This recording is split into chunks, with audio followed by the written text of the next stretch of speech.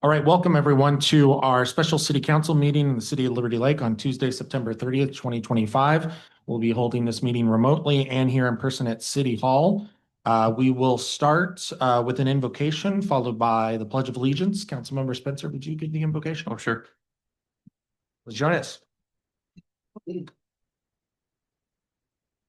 Our Father in heaven, we are grateful unto thee this evening for this opportunity that we have to gather together as a community, as a city council, and we're thankful for the blessing it is to be living in this beautiful area and for all the opportunities that we have in life. We are grateful for the gift of thy Son.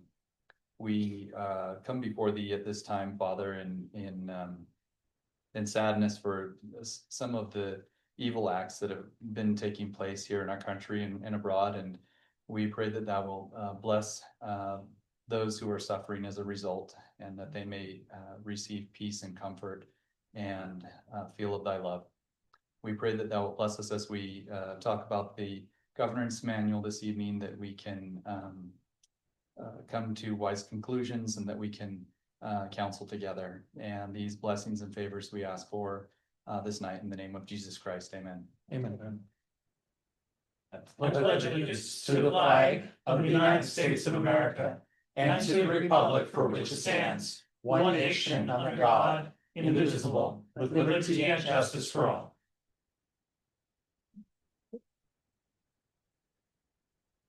All right, thank you, everyone. We'll call the meeting to order now and proceed with our roll call.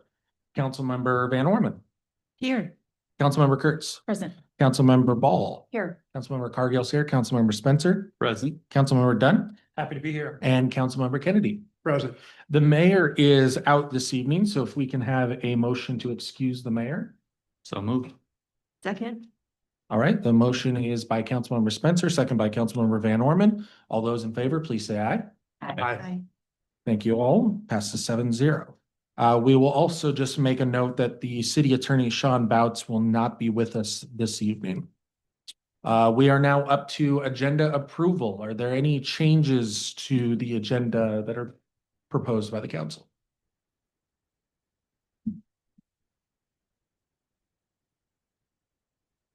Okay, going once, going twice. All right, hearing none, I'll make a motion to approve the agenda as printed. Second. Any discussion? All those in favor, please say aye. Aye. Passes 7-0. Thank you all. We have an agenda. We are now up to citizen comments. As a reminder, those of you here in person, as well as those online, you'll have 3 minutes for citizen comments. We will have a citizen comment period at the end of the meeting as well.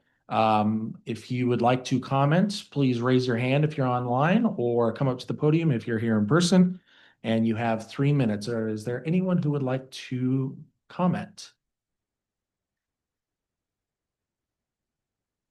Anybody online? Nope. All right. Again, as a reminder, we will have citizen comments later on in the meeting as well.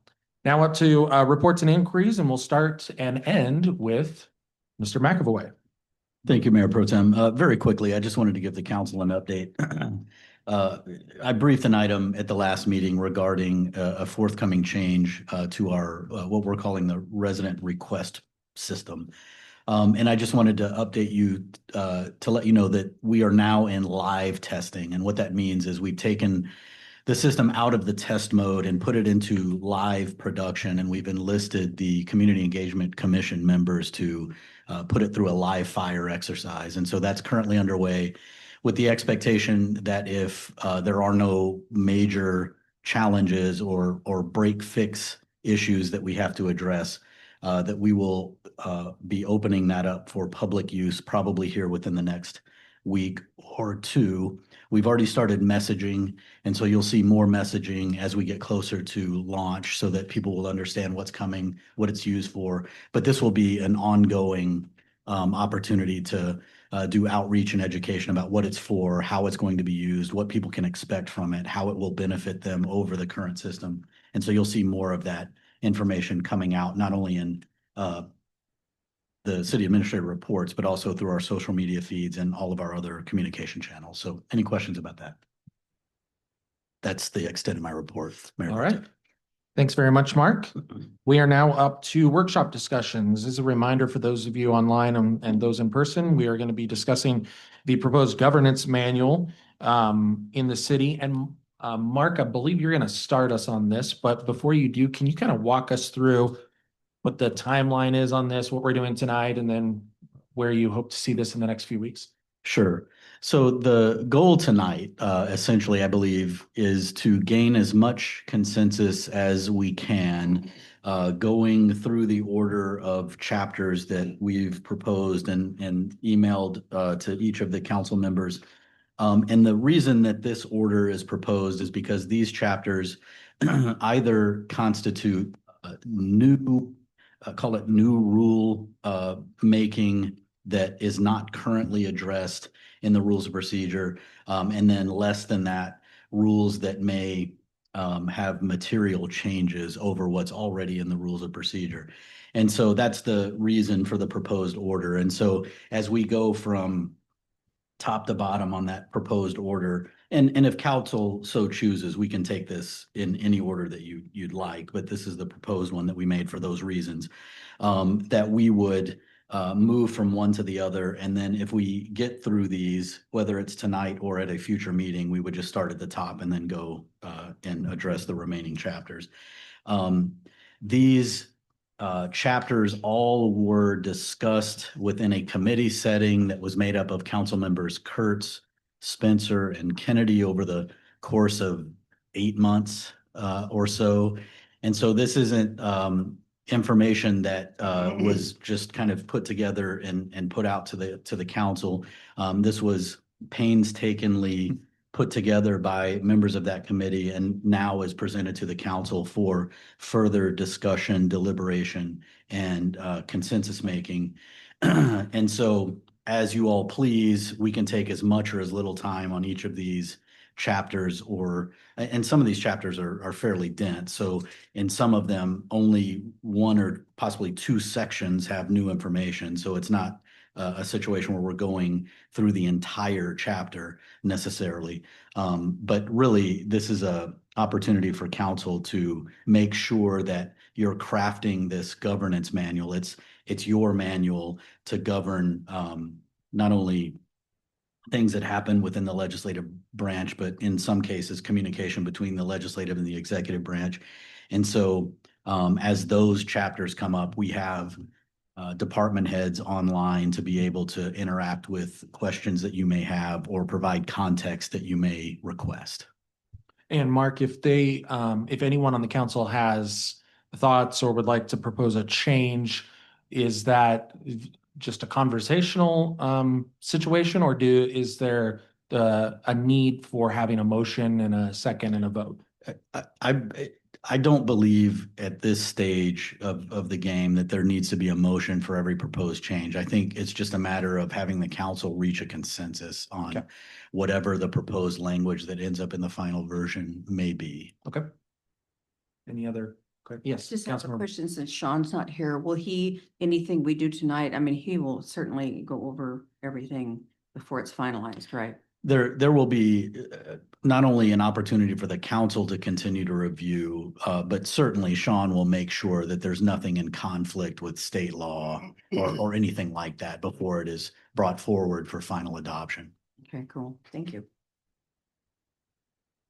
Any other questions or comments? And so Mayor Pro Tem, I would just open the floor if any of the committee members would like to say anything about the process before we get into actually deliberating chapter by chapter.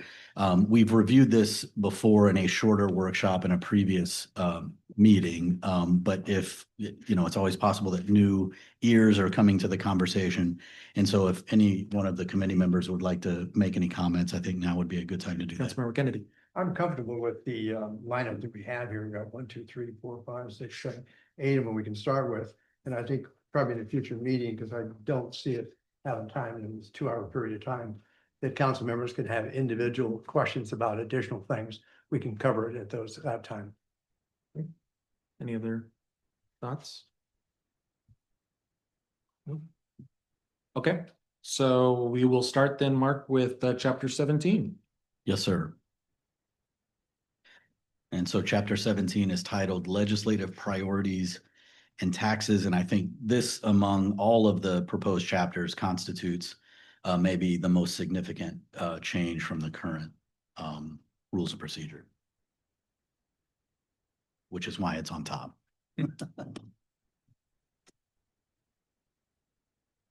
I'll just start, all the comments on the side in red there that start with JS are mine. I didn't feel when we were discussing this that in that first highlighted sentence, the council shall adopt legislative priorities by a unanimous vote. I didn't feel like this was something that was so out of the ordinary that would need a unanimous vote. So I felt like a simple majority would suffice.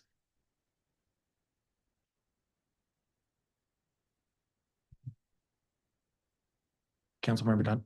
So I voiced that actions of the council to make an opinion and specifically a recommendation on legislative actions that we are not responsible for is a significant gesture, is something that to me should take considerable initiative on the part of this council to enact. And in that regard, I support the notion of a unanimous vote to assure that the actions taken truly have meaning and merit for all the members of the council. Additional thoughts? Either on what Councilmember Spencer brought up or in anything else as part of this section? Councilmember Van Orman. I think anytime that we have something come from the legislative, whether it's priorities, taxes, having pros and cons given for those legislative, I think is really important. I am pretty much with Councilmember Spencer. I don't believe that this is unanimous, but I do believe it needs thorough conversations so the public knows what those pros and cons are. And that means that if those are coming up before the council, that we need people coming in with pros and cons, or you don't do either. You need both sides of the equation. Just a clarifying question, are you talking about ballot measures or about legislative priorities? I'm talking about pretty much this whole thing. Okay, because I feel like we're at the moment, and if I'm wrong, talking about legislative priorities, which is Yes. what we've been doing over the last 2 years. So when we come up with what we want to support or encourage for the legislature, which is different than ballot measures, Is it? it's a different section, yeah. So whether those shall be by unanimous vote or not, and I think the ballot measure stuff, they have their own words in them about what the threshold will be for voting. So, sorry, Councilmember Kurtz, I was just gonna say, so let's concentrate first then on the legislative priorities piece, which is on page 60. And then we can move into the ballot measures piece, which is on 61 and 62. Depending on your version, like on mine, it's on page 60. Yeah, So just sorry. look for chapter 17. Yeah. Yeah. I'm at 61. So basically it's that first paragraph, a sentence, and then 3 bullet points. Councilmember Spencer brought up the concern about unanimous votes, 4 bullet points. Councilmember Spencer brought up the unanimous vote one. Concern are there any other concerns with that section? Councilmember Spencer? Yeah, I also had a note here on bullet point number 4. It says avoid controversial or adversarial topics. Again, I felt like, especially since we're talking about what's happening on the other side of the state. And my comment here was this is subjective, and what might be controversial on one side of the state may not be on the other. So I didn't feel like that was necessary as part of the criteria for determining what those legislative priorities would be. Councilmember Kennedy. Thank you, Mayor Pro Tem. With this issue, I've always felt strongly that the council majority should decide on what they want to discuss and what they want to move forward on. The challenge I have with this, when it gets into legislative and things on the west side of the state or what have you, there are so many. How much time are we going to spend on this council trying to determine and discuss which ones we're going to support and not? will that add such a burden onto our agenda on these items that we're not getting things covered properly? I'll remind everyone that we did, was it January or December of last year, Mark? It's December. December, we did come up with a list of legislative priorities that included what, like 10 or 15 different things? We formed them in the context of our strategic priorities. And so all told, there was probably 15 items on there. Okay. And that was unanimous, if I remember correctly. Yeah, probably, yeah, I can go on. I would have to go back and check. Okay. But I Um, your word on that one. I was just gonna mention, I highlighted the unanimous thing as well. My only concern about unanimous is that, let's just say for the sake of argument, as a city, we're deciding to support a third lane on I-90. And one council member is opposed to that or doesn't like that idea. Should that one council member be able to stop the rest of the city and the executive from determining it? And so that's what my thought was about I understand the higher threshold here because it is speaking for the city as a whole, but I'm not sure if unanimous is the best way. And then as far as number 4 goes, that Councilmember Spencer brought up, I'm not sure how we define controversial or adversarial. That's my concern about that. Councilmember Ball. Okay, so I would suggest for this bullet point number 4, rather than controversial or adversarial topics, how about we avoid partisan topics? Because that's really where it all comes down. And then additionally, on legislative priorities, just today, I don't know how many of the rest of you have read AWC's legislative priorities that they put out in a recent email.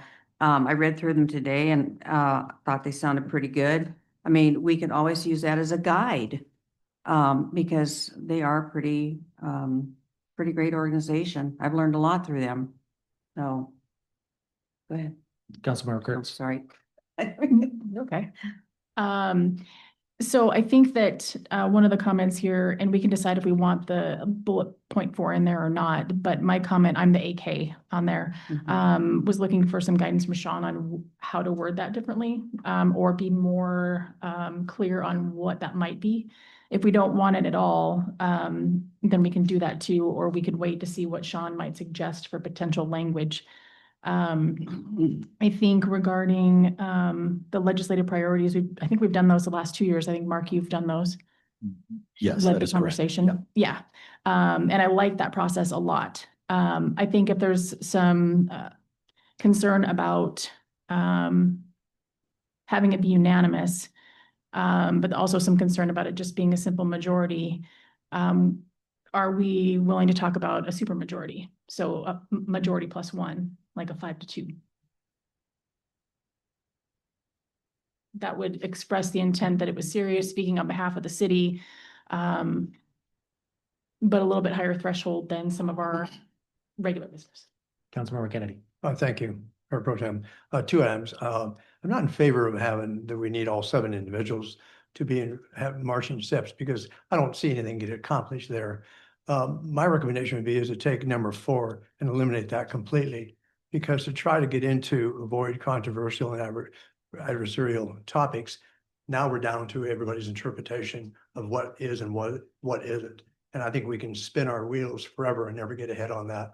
If that's eliminated and we can use, let's say, common sense that maybe what the majority is interested in, then we have some place to move forward.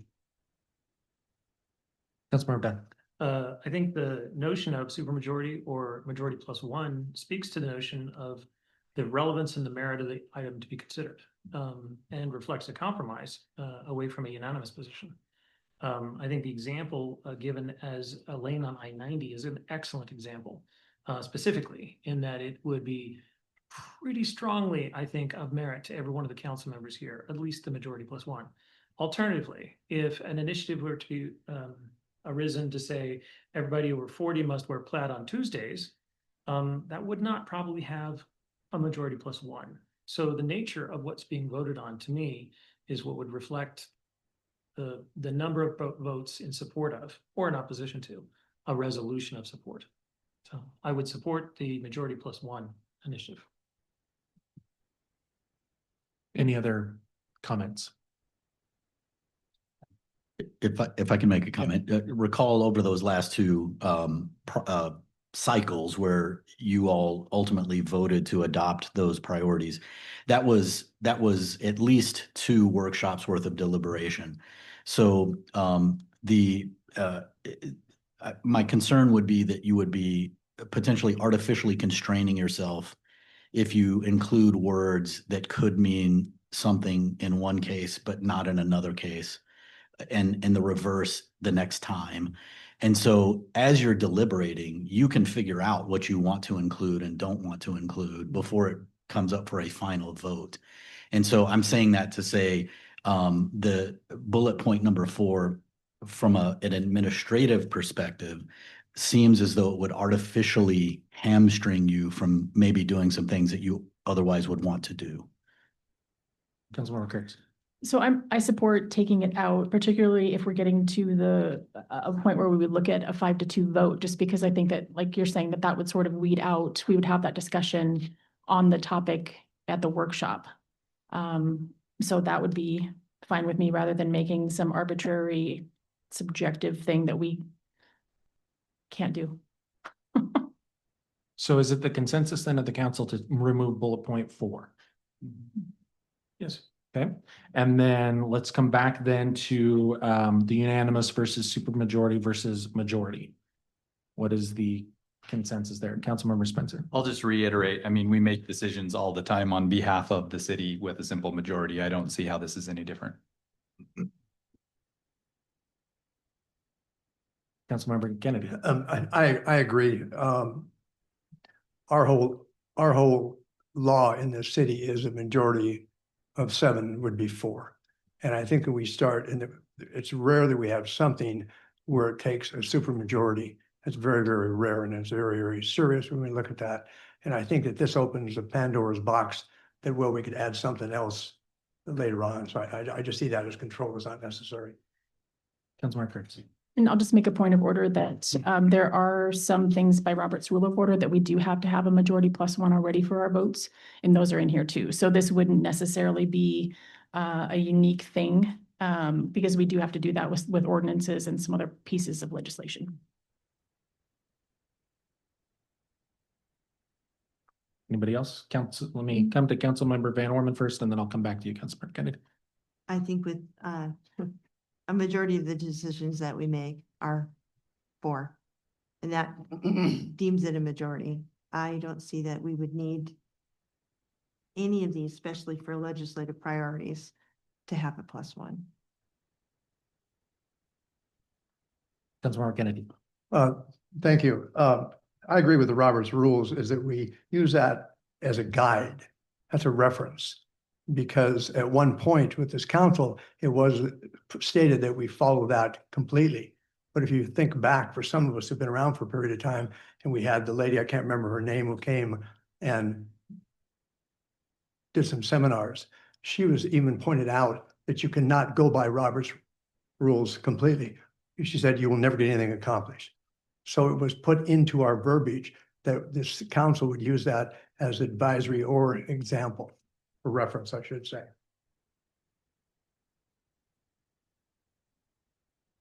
Any other comments on this particular piece?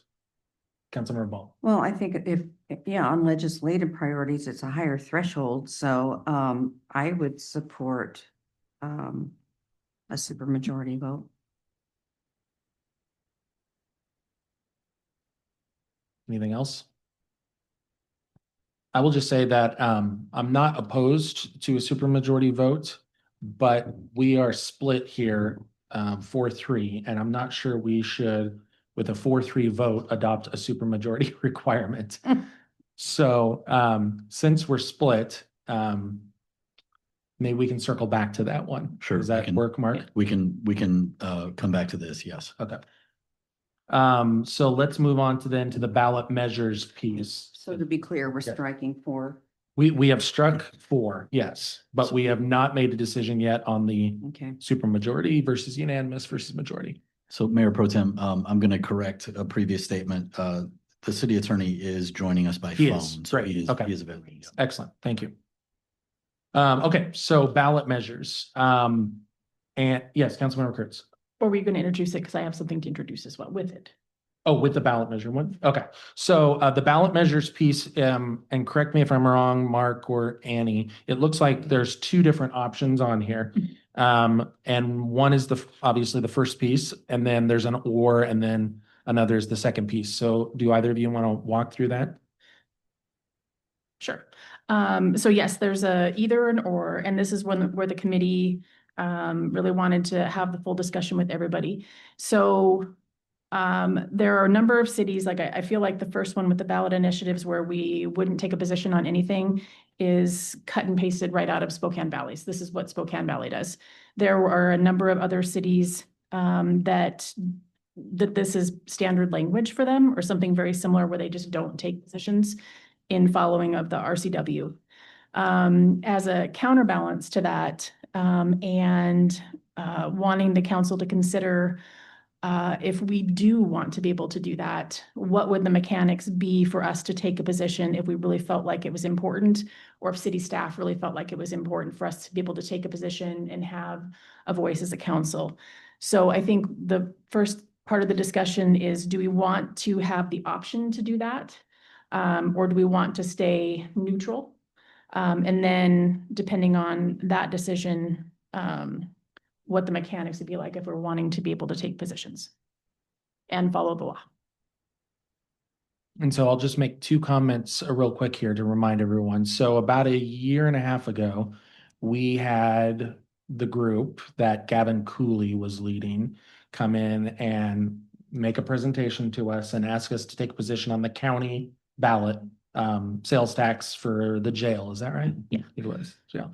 And then last year we had the discussion, as we all remember, about the statewide ballot measures. So there are two ways that this could come up. And then a third way is what is laid out here in the procedure under the second option, which is that only the city administrator shall be the one who can bring forward these measures.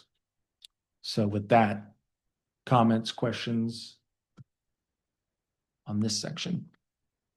Councilmember Kurtz. So part of the reason that, well, this was in the other governance manuals, which is why I thought we should talk about it. But last year, we didn't necessarily follow all the procedures, and we did get a letter from the PDC about that. So I'm wanting to make sure that whatever we put in here helps us avoid those situations in the future. And then with the one where we had the county come and present, it doesn't appear that we followed the procedure there either. So just wanting us to think about how to not get the city into any trouble moving forward with ballot initiatives, because we did get a warning, and I don't know what the next step is if we do it wrong again. So I'm not trying to restrict us in any way, other than making sure we're following the law. Councilmember Van Orden. Knowing that we look at our staff and we look to you as the bringing us what we need to know. I would say leave it to the city administrator and city staff to provide data to us. That to me makes the most sense. Councilmember Kennedy. Thank you. I'm not comfortable with that at all, to put it in one individual's decision-making and what comes forward and what does not come forward to this council. If the council is included with that department head, then I'm comfortable with that. Councilmember Spencer. Yeah, I'll just reiterate my comments here from when we met originally regarding that first either. I said the self-imposition of this option doesn't seem necessary if the council would like to take a stance. There's nothing outside of RCW that should preclude us from doing so. And so I think that kind of also dovetails with what Councilman Kennedy mentioned. And then further down regarding that or option, I said if the item being brought forward for consideration meets the criteria we've set, the party bringing it forward should not be limited to the city administrator only. any member of council should be able to propose something for consideration according to our resolution process.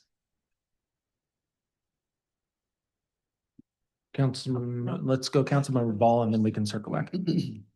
Well, I'm absolutely opposed to us getting involved in any statewide ballot initiatives. Yes, no, whatever. I don't think it's our job. This is a city council. We're not a state governmental agency. So I think we should just stay away from it altogether. Okay, Councilmember Dunn, before we go back. Threshold to me is important. The discovery of the level of impact to any of the city's operations. I think the administrator specifically is always in a good position to recognize what and the extent of which an impact could be seen for, oncoming initiatives. So I support the notion of an administrator as an ability to determine a threshold. I'll just make a couple of quick comments and then we can come back for round two.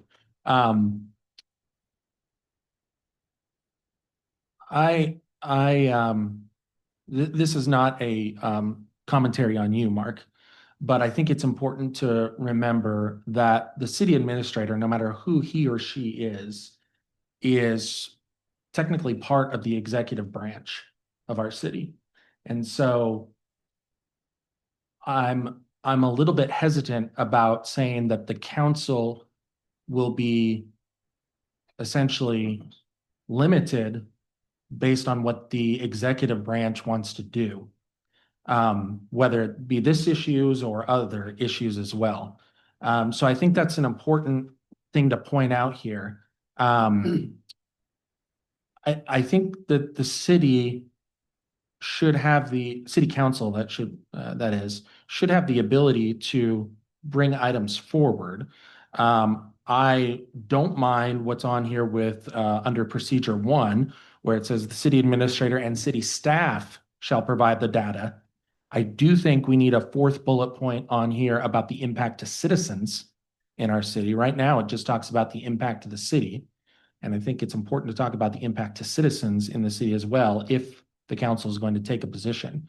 But I do have real reservation about saying that only essentially the executive branch shall be allowed to bring forward ideas.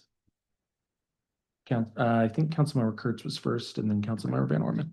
So my questions kind of tie into 2 comments that you've made, Mayor Pro Tem. So if we included the city council in the procedure part, so it could be city council or it could be city administrator. And then we go through the procedure for outlined in let's see, at least section 1. If the city let's say I wanted to bring a ballot initiative forward for our consideration, and Mark determined, I'm just using names as an example, that it didn't meet the criteria. I have a question about that, like then what would happen? So what that process would be. And then Mayor Pro Tem, when you're talking about what kind of impact to the citizens, I think that's my question in response to yours, like what define impact on citizens, I guess, if we could maybe look at that, because I think that would be an important thing to figure out, like if it's abstract and not a direct impact, which I think is what we're trying to tie together here. How would we say that differently? Yeah. Councilmember Van Orman. I have nothing further. Okay. Councilmember Kennedy. I'd like to go back where I mentioned the administrator should not have that authority by themselves or even staff for that. And the simple reason is this, that the council controls what's on our agenda. So if we have an administrator or staff bring forward something and put on the agenda, keep in mind that this council majority has to approve that on the agenda. So if you think about that, we're involved no matter what. So wouldn't it be logical if something's going to be brought forward, an administrator who has a better chance of being involved and knowledgeable to be able to advise the council, that the council and the administrator or staff collectively would make that decision? I just think we're shooting ourselves in the foot to say, we'll let the administrator bring that forward, and then it gets to the council and the 4 council members go, we don't want that on the agenda. Let's don't put ourselves in a box. Additional comments? Mayor Pro Tem. Councilmember Spencer. Yeah, so I agree with and echoing what I've already said. If it meets the threshold that we've set and the criteria, and I think we would also even need to probably reword this first point in the procedure, because it may be something that significantly positively impacts our budget, and for that reason, we would want to support it. So it wouldn't necessarily only have to be something that would negatively impact the city. So I think we just need to kind of reword that. But again, I think, and to echo what Councilman Kennedy said, I think whoever wants to bring it up, if the city administrator sees something, or if a council member sees something, they want to bring it up, I don't see any reason why it has to be one specific individual. Councilmember Dunn. So I'd support the inclusion of a threshold determination, regardless of if the ballot measure should be considered or advanced by the city council. I think an important statement of fact is a determination of if the ballot initiative has any real meaningful change in the city. It would then be, I would say, I don't have a restriction for the city council to proceed and take action. But I think it's an important statement of fact, the threshold of whether or not it has a real impact.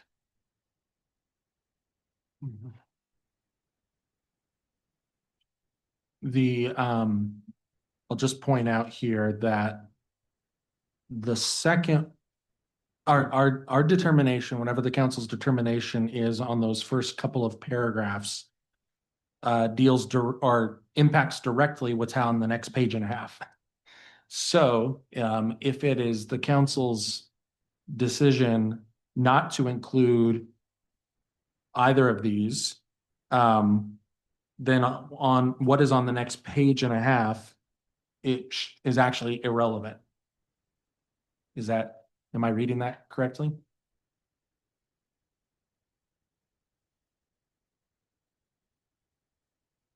Say it again. Yeah, if we're not going to allow ourselves to do this, then yeah, the rest is talking about Well, procedure. so there's two options here. Sorry.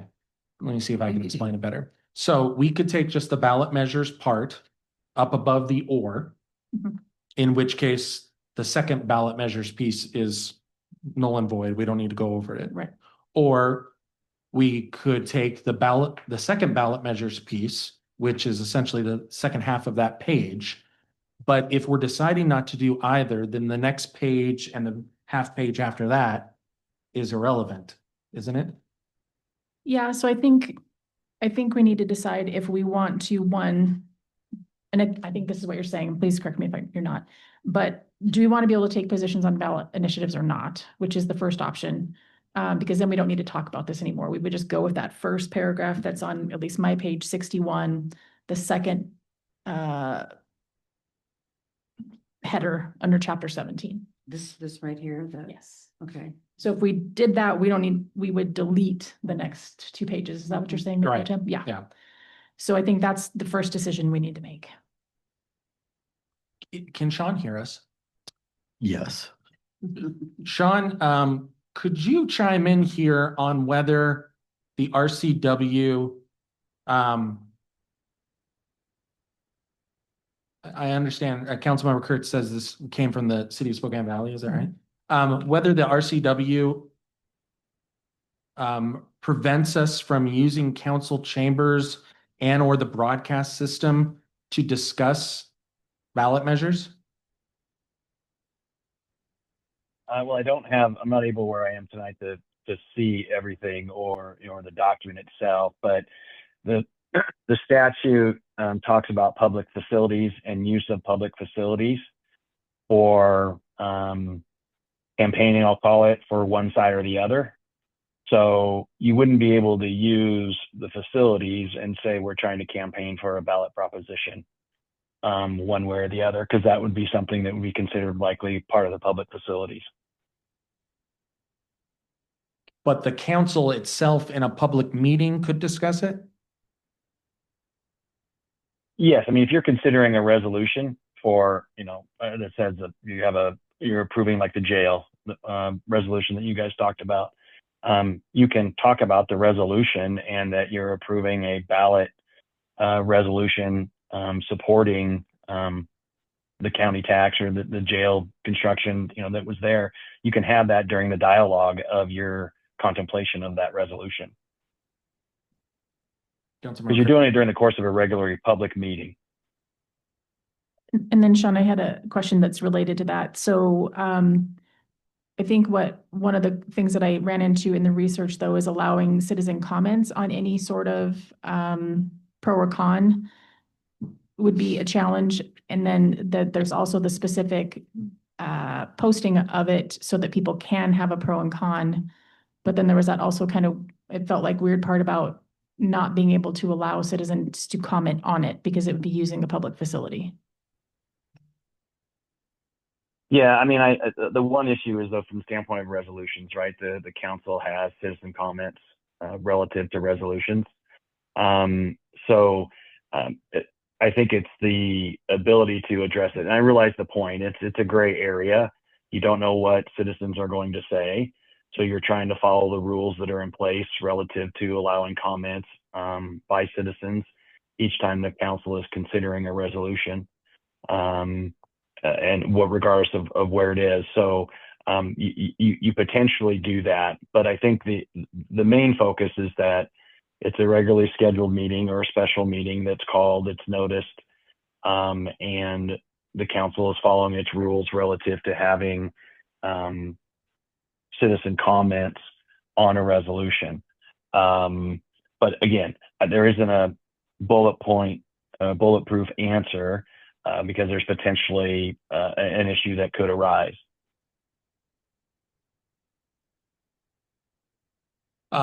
Mark, maybe you can answer this question.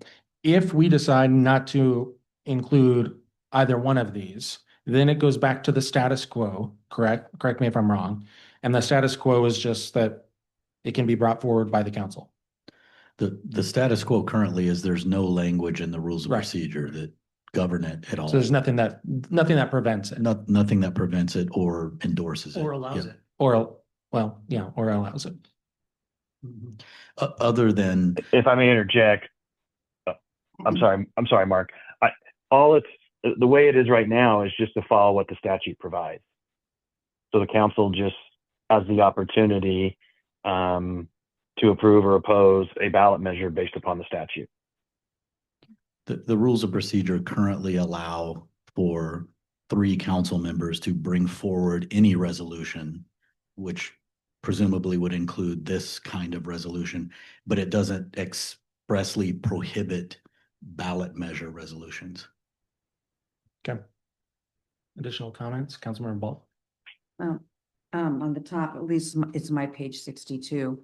The statement general, the council is a nonpartisan entity with a focus on local issues that directly affect the citizens within our jurisdiction, and or the delivery of services to the city. The council, this is it for me, respects the will of our citizens to determine, et cetera, what they want to vote for. So I just think it's not something we should even go down the path with.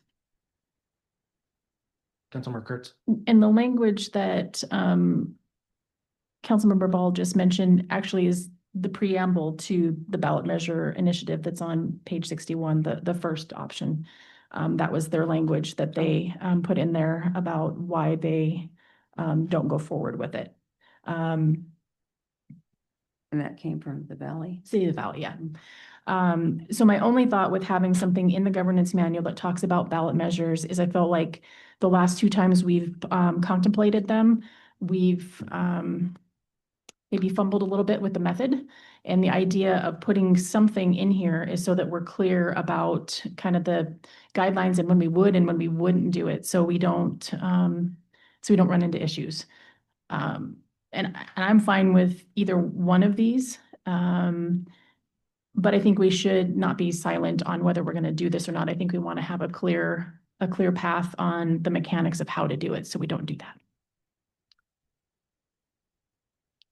Mark, can if we decide to punt on this one again, could you bring us back something that, as Councilmember Kurtz says, language that would be more about just laying out a process whereby the council would consider Yes. ballot measures? Yes.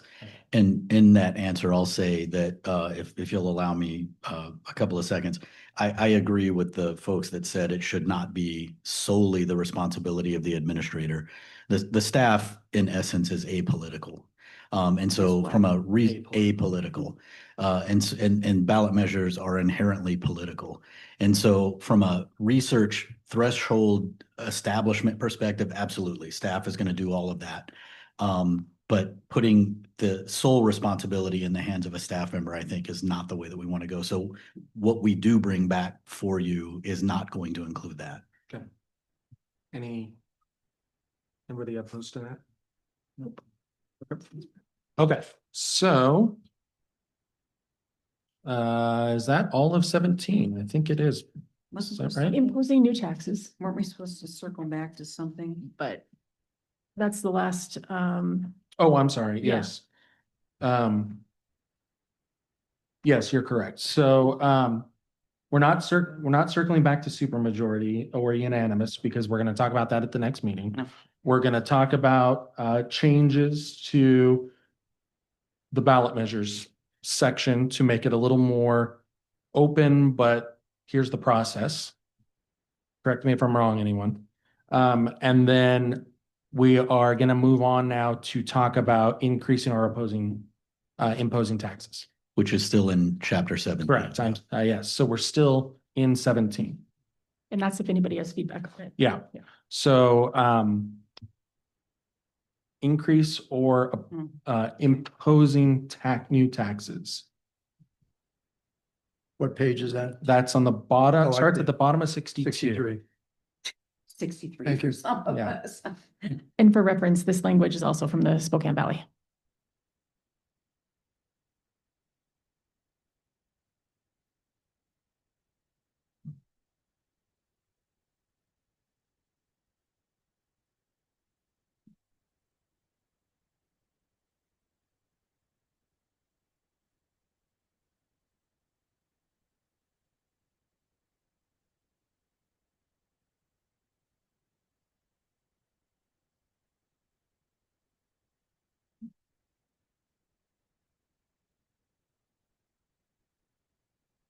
Any thoughts, questions, comments, concerns on that? Well, my only comment, and it's also on here, is just what, if this is from another city, what's the historical precedent we followed in the city of Liberty Lake?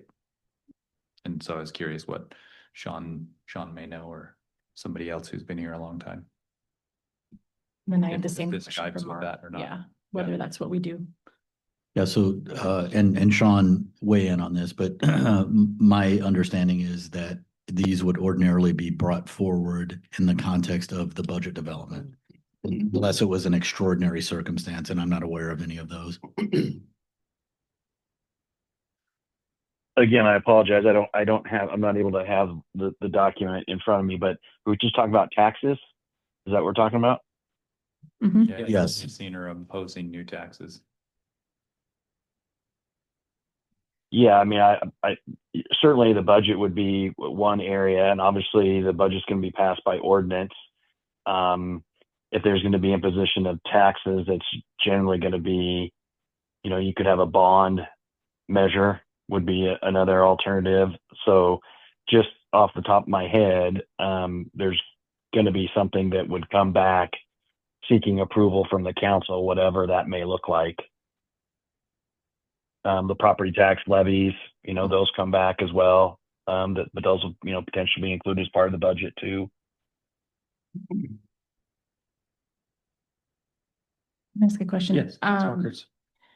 And like, the name of it is escaping me, but when we moved from the utility tax to the, Transportation. right, did we do that during the budget process? The conversation was started during the budget process, but the implementation kind of extended later, beyond okay. it. Yes. So those are some of the things that I was thinking about with this. Yeah. Councilmember But Dunn. Go ahead, Sean. I'm sorry. But remember the utility tax then was done through an ordinance process. So, that came back as well relative to the imposition of any kind of tax, or in that case, removing the utility tax and or decreasing it because it decreased as well. Yeah, all of those steps were done by ordinance. I find the language is consistent with and parallel to actions in the budget process, but gives some guidance to anything done outside the budget process. And I want to say extraordinary actions could have to happen, and this gives some framework for its action. So I appreciate the language here. Yes, Councilmember Kennedy. I also can be comfortable with that because anytime we start about taxes, I mean, it's a word like cancer. No one wants to bring it up. No one ever wants to talk about it because it leads you down the path of destruction. Because right away somebody says, well, if you bring it up, you want to support taxes. The benefit here is you look at the very last sentence. That very last sentence is really beneficial to us, why we treat this very serious. Approval of increase of imposing new taxes required an affirmative vote of a majority plus one of the whole council. That in itself, in my opinion, guarantees that it's going to be a good discussion and it's going to be detailed in there. So I think that part is important.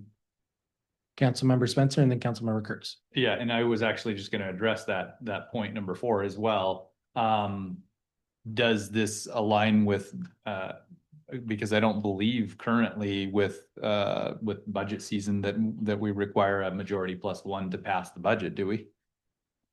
We do not. So this would break from that as far as taxes are concerned. So the question, Sean, would be if through the budget process, for example, council has historically not taken the 1% available increase in the property tax. If something like that were to be done in excess of the 1%, which required a vote, would that trigger a majority plus one on that item alone or of the entire budget? Well, if I'm understanding you correctly, items are usually handled individually if you're going to change it. So the mayor puts the budget out and the council says, okay, we want to change something. You'd handle those individually, and then you'd get to the end and have an ordinance passed with the amendments. And the property tax aspect is done separately, right? Because you've got to certify that by the end of November. Right. So if that's what you're saying, I mean, right now it's just a majority for both the, individual amendments, and then as you go through to as far as the ordinance. So are you asking as regards to the majority plus one on the amendment process, I'll call it, or just at both? Well, the wording in the proposed language says approval of increasing or imposing new taxes requires an affirmative vote of a majority plus one of the whole council. And can I make a point of information? Absolutely. On page 54-ish, under chapter 13, votes requiring an affirmative vote of a majority of the whole cites an RCW that lists when 4 or more must pass an ordinance, majority of the whole, and then votes requiring an affirmative vote of a majority plus one. And it lists the different pieces there of when we would need different majorities. Yeah, I mean, there are certainly things that require different voting. I don't disagree with that. Obviously, each statute's different depending on that, but Annie's correct. Depending upon which statute and what it is that you're voting upon, and identified there. Again, I don't have them in front of me, but that's an accurate statement. The budget itself doesn't take any action in regards to taxes. That is correct. Again, correct me if I'm wrong. The tax, the ability of us to change or implement a tax would come in a separate ordinance or a separate vote. Correct. And so To me, Right. what this is saying on number 4 is that if you were going to take that separate vote, which we have to in order to do it, that it's going to require a majority plus 1, which is not necessarily unusual. I mean, City of Spokane has it, City of Spokane Valley has it. I mean, this is not an unusual thing. So to me, that doesn't say that it's the budget. It says it's basically the tax vote. Yes, And whatever else we do with the budget is separate from that. that is likely the most accurate. I just wanted to make sure that from Sean's perspective, there's no conflict that we're setting ourselves up for. Yeah. And I think there probably is not. Any other? Based upon what, Chris, you've indicated, again, I apologize, I don't have the document in front of me given the circumstances, but based upon what you've described, I would agree with that, is that the budget is not being determined from the standpoint of taxes. You would have already had other items that were determined as to what the taxes are, and you're budgeting based upon what your revenue and expenses are. Yeah. And then that's passed by an ordinance. But if you had a utility tax, a property tax, a councilmatic bond measure, or whatever the case may be, that's all going to come through a separate mechanism, generally by ordinance. And then whatever the ramifications are from that, then, if you're getting revenue, those amounts will be then utilized in the budget process. So there would be a secondary circumstance relative to, taxes. Right. So at the end of the day, there's no potential conflict with this statement against our budget adoption. Okay. The only other question I had is whether anything in this, and I think the answer is no, but I just want to make sure that whether anything in this prevents the mayor from proposing a new tax. As I read through it, I didn't think it was the case, but I just wanted to double check. No, there's nothing in it that expressly prohibits that. Well, it says as requested by the city council, the city administrator in consultation with. So we would have to vote on it, but I don't see it as the mayor could propose a tax. If that's what you're asking. I'm sorry, could you repeat that? You don't see the mayor could what? Propose a new tax. Yeah. Because the city council is the one that has to bring it Right. forward, and that's what we wrote out here. And again, I would say the budget as it's submitted, and it's made up of many pieces. Some of them are revenue estimates that are based potentially on proposed new taxes. Would technically be the mayor signaling or requesting potentially a new tax. As I read this doesn't expressly prohibit that. Okay. It just means that the council is implementing that tax or not. Okay. Councilmember Spencer. And Chris, I mean, I'm sorry go to ahead. interject. Go ahead, John. I would concur with Mark. And an example of that is if the mayor says in her budget, she wants to increase property taxes for the year. Right. So she has the ability to do that. That's an example. But the mere proposition of it is not changing anything. It's just proposing it. The council makes the final determination as to whether they're going to agree to it or not. Got it. Okay. Councilmember Spencer. Well, something Sean said just a moment ago regarding councilmatic bonds wouldn't necessarily increase or impose a new tax. But I'm wondering if we ought to consider adding something like that to this for the similar restraint of grabbing majority plus 1 for a councilmatic bond.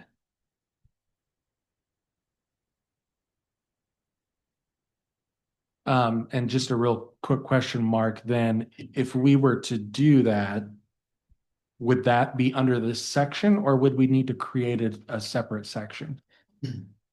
we would need to create a separate section, and that may already be addressed in our financial policies. I'll have to review those to see what the current requirements are.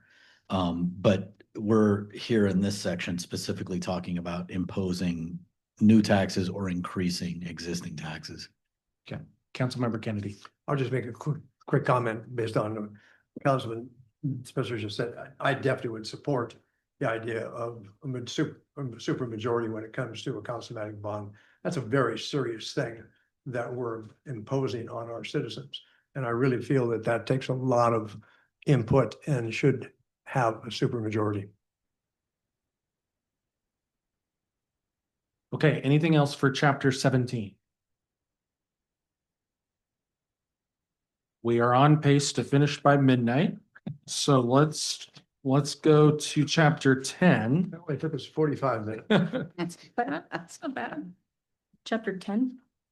Yeah, was Page chapter 45. 10, duties and privileges of citizens. Is that right, Mark? That's correct. Just to confirm before we start the discussion on chapter 10, we are moving forward the language of increasing or imposing new taxes as is. Yeah, I don't Yes. think there was any change to that. Okay. Okay. All right, so chapter 10, duties and privileges of citizens.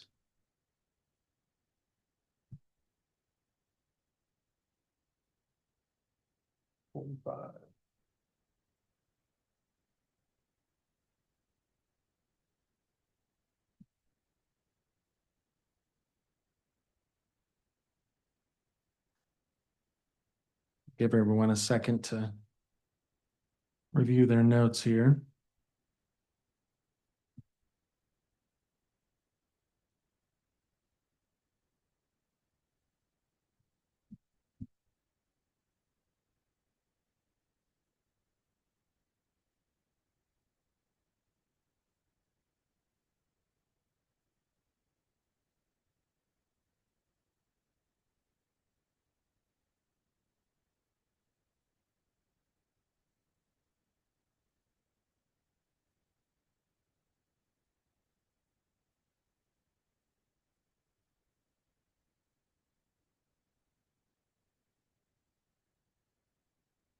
Councilmember Kurtz.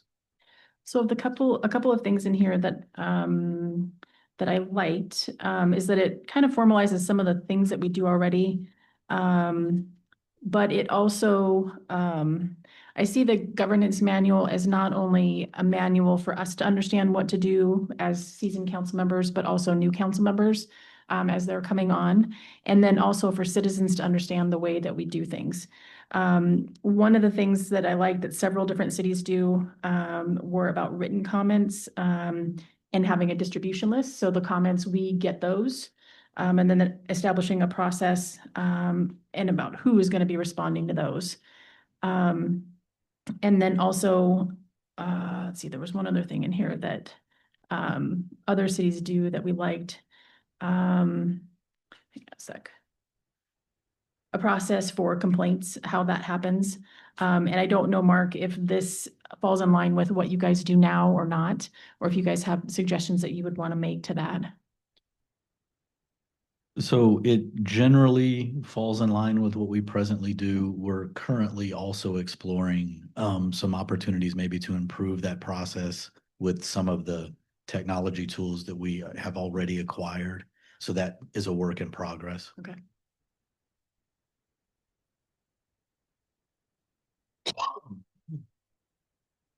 As everyone looks through here, I'll just make two notes. The first one is under the highlighted section where it says no use of public comment for campaigns. I think that's right, especially for campaigning for any person. My question, however, was, for instance, right now, we have a city ballot measure that's going forward. And if somebody wanted to come forward and say that they supported the new library or opposed the new library, I'm trying to figure out how we would handle it via that section. Now, I understand we're telling people that they can't get up there and say vote yay or nay, but does that, do those two sentences prevent anyone from getting up and talking about an issue that may be on the ballot in the city. Well, I mean, it says further, any direct mention of a candidate's candidacy or ballot proposition shall constitute grounds for immediate suspension. So I think that covers that. What I was going to add to that was in a situation where somebody is going to be appointed. I do recall, because I went through the process 2 different times, and I do recall citizen comments, hopping on and chiming in for a specific individual who was, up for possible appointment. So I wondered if we ought to include that in the language in some way. I think the word election is referred to an appointment. So the paragraph does not apply to appointment. Right, that's why I was asking if we should include that.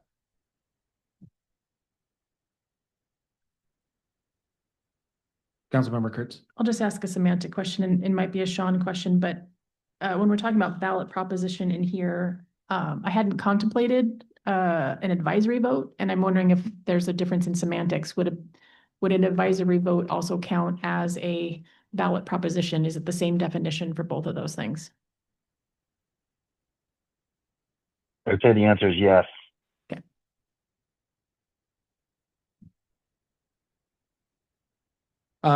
As we think about that, the only other thing that I was going to mention, and if it's in here, I may have missed it, is whether we need to have rules regarding comments made on behalf of others. So we had a situation come up 3 or 4 times in the past year where somebody got up and said, "I'm here to speak on behalf of so-and-so," which is all fine and dandy, but what if so-and-so doesn't know that they're there to speak on behalf of them? So I'm just wondering if we need to put limitations around standing up there and speaking on behalf of other people.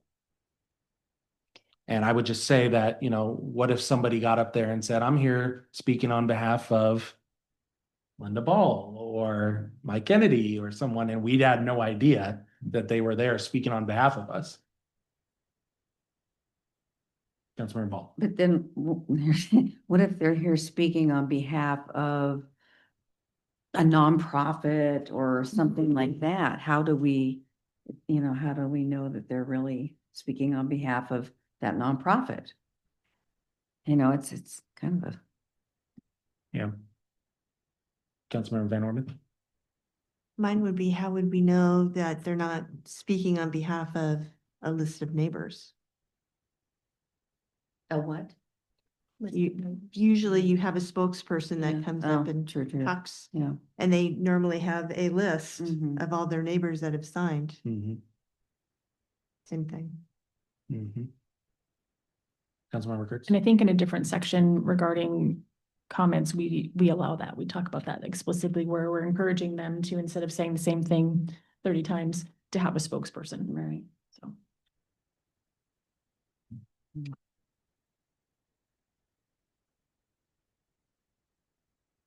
Other comments on this section in particular? So just to clarify, in your comment regarding speaking on behalf of others, would that also include potentially doubling, tripling the amount of time that one individual was able? Is that what you're driving at, or it's just representing someone else who may not know they're being represented? It was the latter. Okay. Yeah. But that would. But I suppose the former scenario is also possible. Right. So I guess the question is that addressed anywhere? Does one individual, if I'm speaking on behalf of someone else, get my time and that person's time? No. No.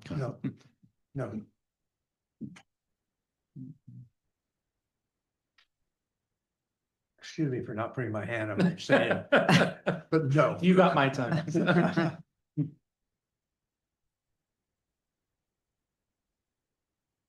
Anything else with section 10 before I kind of go for our thoughts? Yeah. Go ahead, Councilmember Ball. So back to the highlighted paragraph, no use of public comment. or community forum for campaigns.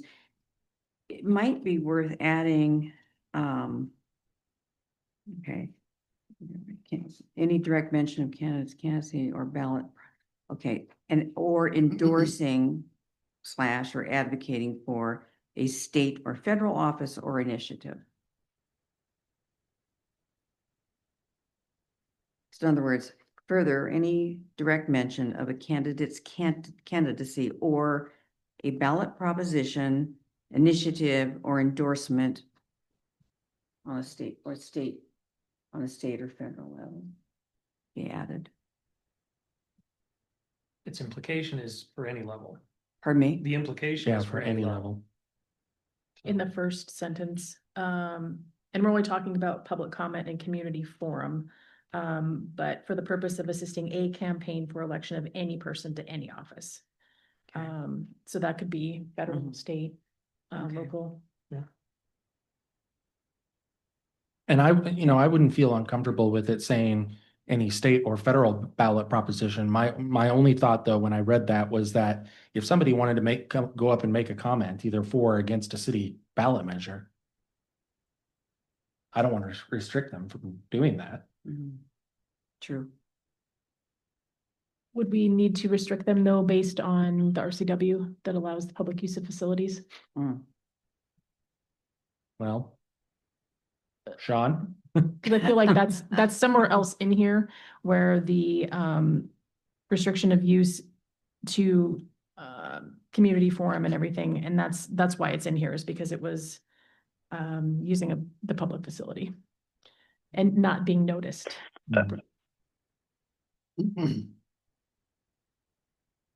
Yeah, if I may, I mean, I think the distinction that I was making, maybe I didn't articulate well enough, is the distinction between a public meeting that's noticed, a regular meeting, a special meeting, and having comments versus somebody's coming in and using City Hall chambers for something to advocate one way or the other. I think there's a distinction between having a public meeting, and if you have citizen comments and people want to come up and talk about it, I don't think there's an issue with that. While you're in a public facility, it's happening during a regular meeting and someone's having a citizen comment for their 3 minutes. You're not allowing or disallowing one side or the other from advocating for or against. They're coming up and just making a comment relative to their citizen comments that there is no regulation now, for the most part, relative to citizen comment, as opposed to you have a group that's advocating for the ballot measure, having a town hall type scenario in City Hall. You wouldn't be able to do something like that. That's the distinction that I'm talking about. Councilmember Spencer. So, I mean, are we effectively limiting free speech by adding this section in here then? Because it sounds like there should be no restriction on speech if they are coming to a meeting that's not held for the purpose of holding a rally on behalf of one side or the other of any particular campaign or issue. Councilmember Kurtz. So I think that this came from a place where I'd like to loop back around and figure out where exactly this came from, because there were other cities that had this in there because there's not the ability to know if something is on the agenda to be there to oppose. Like if it's on a citizen comment, no one's going to know that they have the ability to just say whatever they want whenever they want. Like you could have pick an initiative here every week, but it's not on the agenda for people who are anti whatever it is to know that they can come and just speak freely at a citizen comment. So I guess what I'm saying is I would like to loop back around unless anybody else wants to, and I don't know my role or whether I should or shouldn't look that up. Or if you guys want to do it, or We'll collaborate on that and Okay. figure out the best way to do it. I might suggest that maybe the best way to fix this is to just put a period and put a period after the first office and strike the rest of it. And then that way we're saying very specifically, you can't get up here and say, vote for Tom Smith for sewer commissioner, and he's the best person. Here's why you need to vote for Tom Smith. But if somebody wants to get up and say, this library issue, I want you all to vote for it. Here's why it's a good idea, or this issue or that issue, here's why it's a good idea. Then that still would allow that in a public forum that's been noticed. But it would prevent the issue of people getting up there and using the podium to campaign for other people. That's just a thought. Okay, so you're saying the period would be right after, Any office. right? So basically would just say no person may use public comment or community forum for the purpose of assisting a campaign for election of a person to any office, period.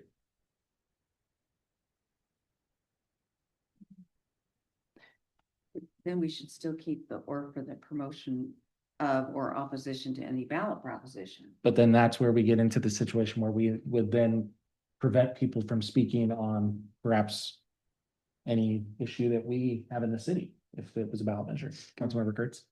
So I think we should take this in context with the feedback we gave the city to look at the ballot proposition language, because I think they're Yeah. directly related. So whatever we do in that should include this, strike this, reference this. Does that make sense? It does. Yep. Yeah. Right. Because the reality is there's a different, it may be subtle, but there's a difference between a individual campaign and a ballot measure, and we'll need to flesh that out.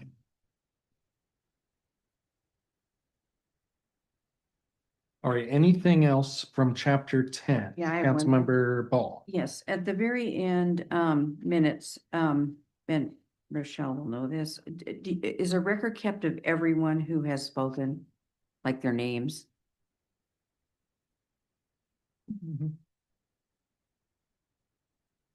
And minutes, public information access, city clerk will keep minutes and records as required by law, RCW, blah, blah, blah. I'm just, is that followed? So the names of the individuals that come forward at public comment, those are recorded in the minutes. Those are not recorded in, I'm sorry, just for clarification, is this email communication to the city? Well, yeah, any communication, you know, in other words, written to the council ahead of a meeting or public, you know, when they're here speaking in person, do we have a record of everybody who spoke? Yes, we have a record of everyone who spoke here at the meeting. Any written comments, the names are recorded in the meeting minutes. Okay.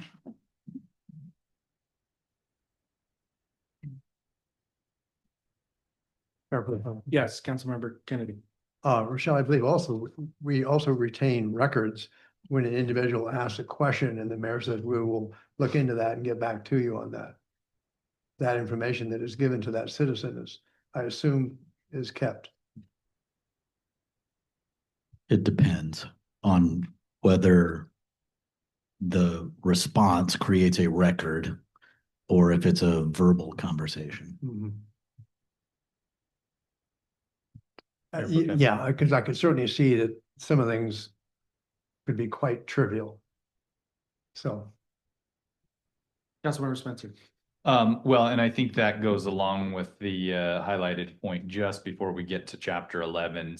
I guess this is complaints and suggestions to the council. Point D, citizens bringing a complaint or suggestion to the city council may leave their contact information with staff to enable staff to respond after further investigation of the situation. Council members will be copied on email correspondence with the complainant. So, and I said that would be a welcome addition because oftentimes we hear somebody come and say something and they say, we'll get back to you, but we don't know what that communication was or what the resolution was. So, I like that. Just going back to the no use of public comment or community forum for campaigns, I'm curious what the definition of community forum is exactly. So the community forum we have in, Defined. yeah. Okay. Yeah. Gotcha. Would that be like a town hall or? No, it's a renamed version of our meeting. Oh, That didn't come out right. It's a renamed section of our meeting. Community forum, like, it's different than citizen comments, like, and that's in a different chapter in here. I'm not finding it on a search, so. Okay. of the document. Right. It's only found in that paragraph and also. Look at that.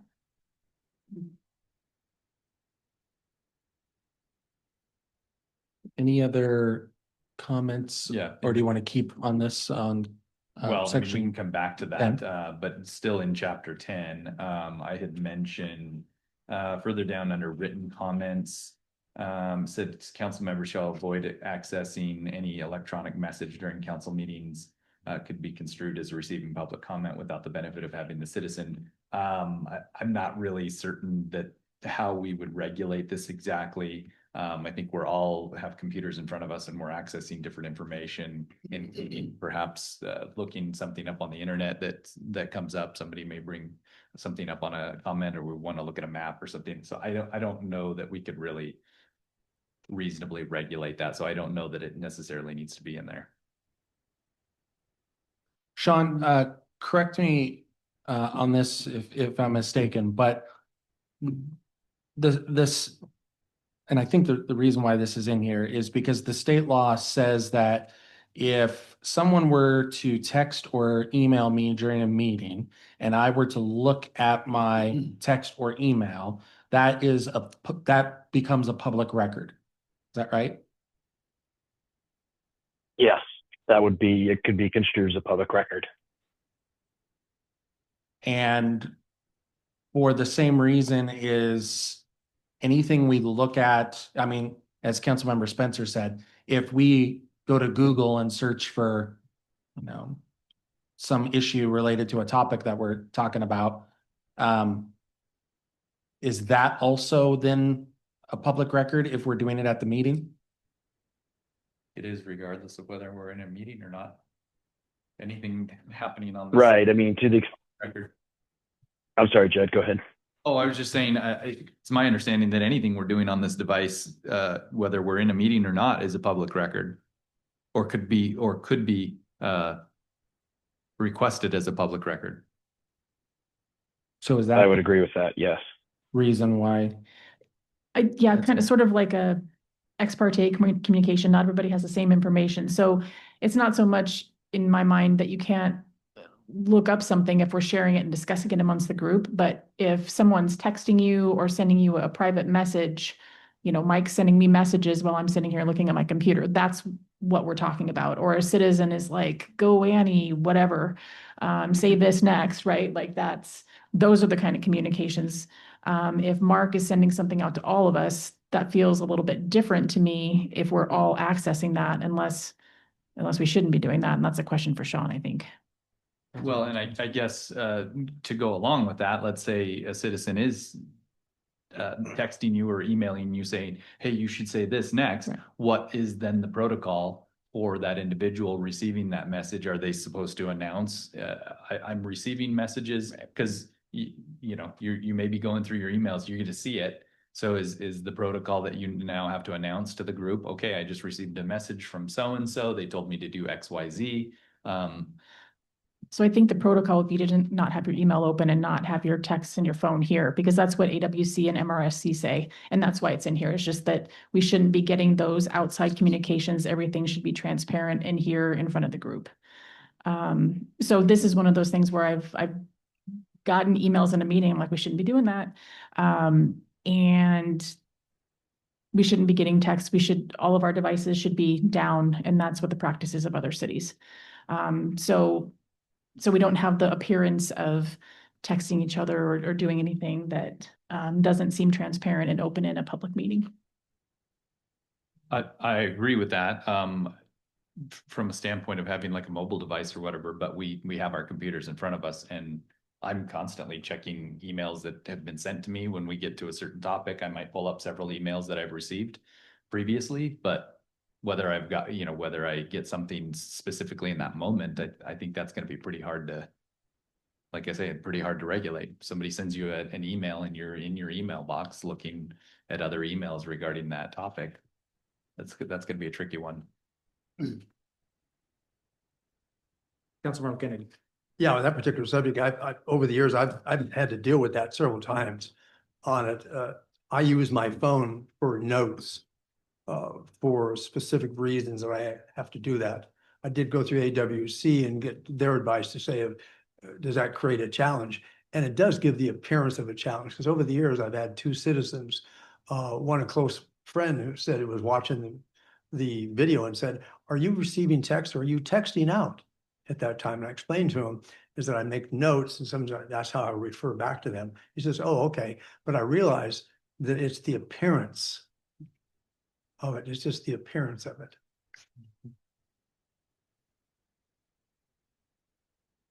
Anything else on this section? Councilmember Kurtz? I just wonder maybe if Sean, not in the moment, but, or city staff can give us any, better way to word this that gets to maybe the intent and to keep us out of stuff. To say. Yes. Yeah, So- yeah. I'll look up the stuff. Live communication, like in the moment communication that's taking place, yeah. Yes, we can craft some Stuff. alternatives, yeah, for our stuff, yeah. Speaking of more stuff, let's go to chapter 9, which is the 3-touch rule. Who wants to tackle? Annie, do you want to take this one first? Sure, get there for a second. So, the 3-touch rule. This was something that Spokane Valley does. And I think their governance manual was actually the first one that I looked at when we were doing some different research for the rules of procedure. So, they do have this. The overall idea is that we shouldn't be surprising each other when we come to a meeting, adding an agenda item. Unless there's an emergency, we can always suspend our governance manual and our rules of procedure if there's an emergency. But this allows us to have a little bit of time to look at information, think about it, and then make a decision. It doesn't mean that it needs to be 3 meetings. But it's just a way for us to, one of the things that we've talked about, or I've heard from different council members too, is just that don't have enough information to make a decision. And so this would be one way to try to make sure we're all prepared to make good decisions in a meeting. Okay. Thoughts on this one? Councilmember Ball? I love this one because, and I've talked about this before, I don't like surprises, and so this is kind of a no surprise rule, or as one of the instructors within AWC said, think gotchas, so this kind of eliminates the possibility of a gotcha, which I really appreciate. Councilmember Dunn? I support the utility of the word must. I think it's appropriate for the paragraph qualifying conditions. What paragraph are you Yeah, in? where are you? It's qualifying conditions at the top of that second page.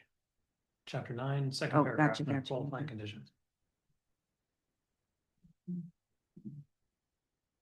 And I would disagree. I think should is strong enough. I don't think we need to self-impose that this must always happen. Obviously, we can suspend the rules, but I think the intent is this should be the case, but stating that we must is basically saying it's a requirement. Councilmember Kennedy first, and then we'll come to No, thanks. that. Done. Okay, Councilmember Dunn. I just outlined the very next paragraph, exceptions outlines when must will not apply. Councilmember Ball. Oh, God, now I lost my train of thought. I'll come back to me. Okay. I just lost it. Thanks, Dan. Any- Kidding. Anybody else on this one? Uh, I'll just make 2 quick comments. One, I did have a little hesitation on just the must language, as Councilmember Spencer did. I guess my broader question was, when we're talking about the 3-touch rule, who are we talking about it for?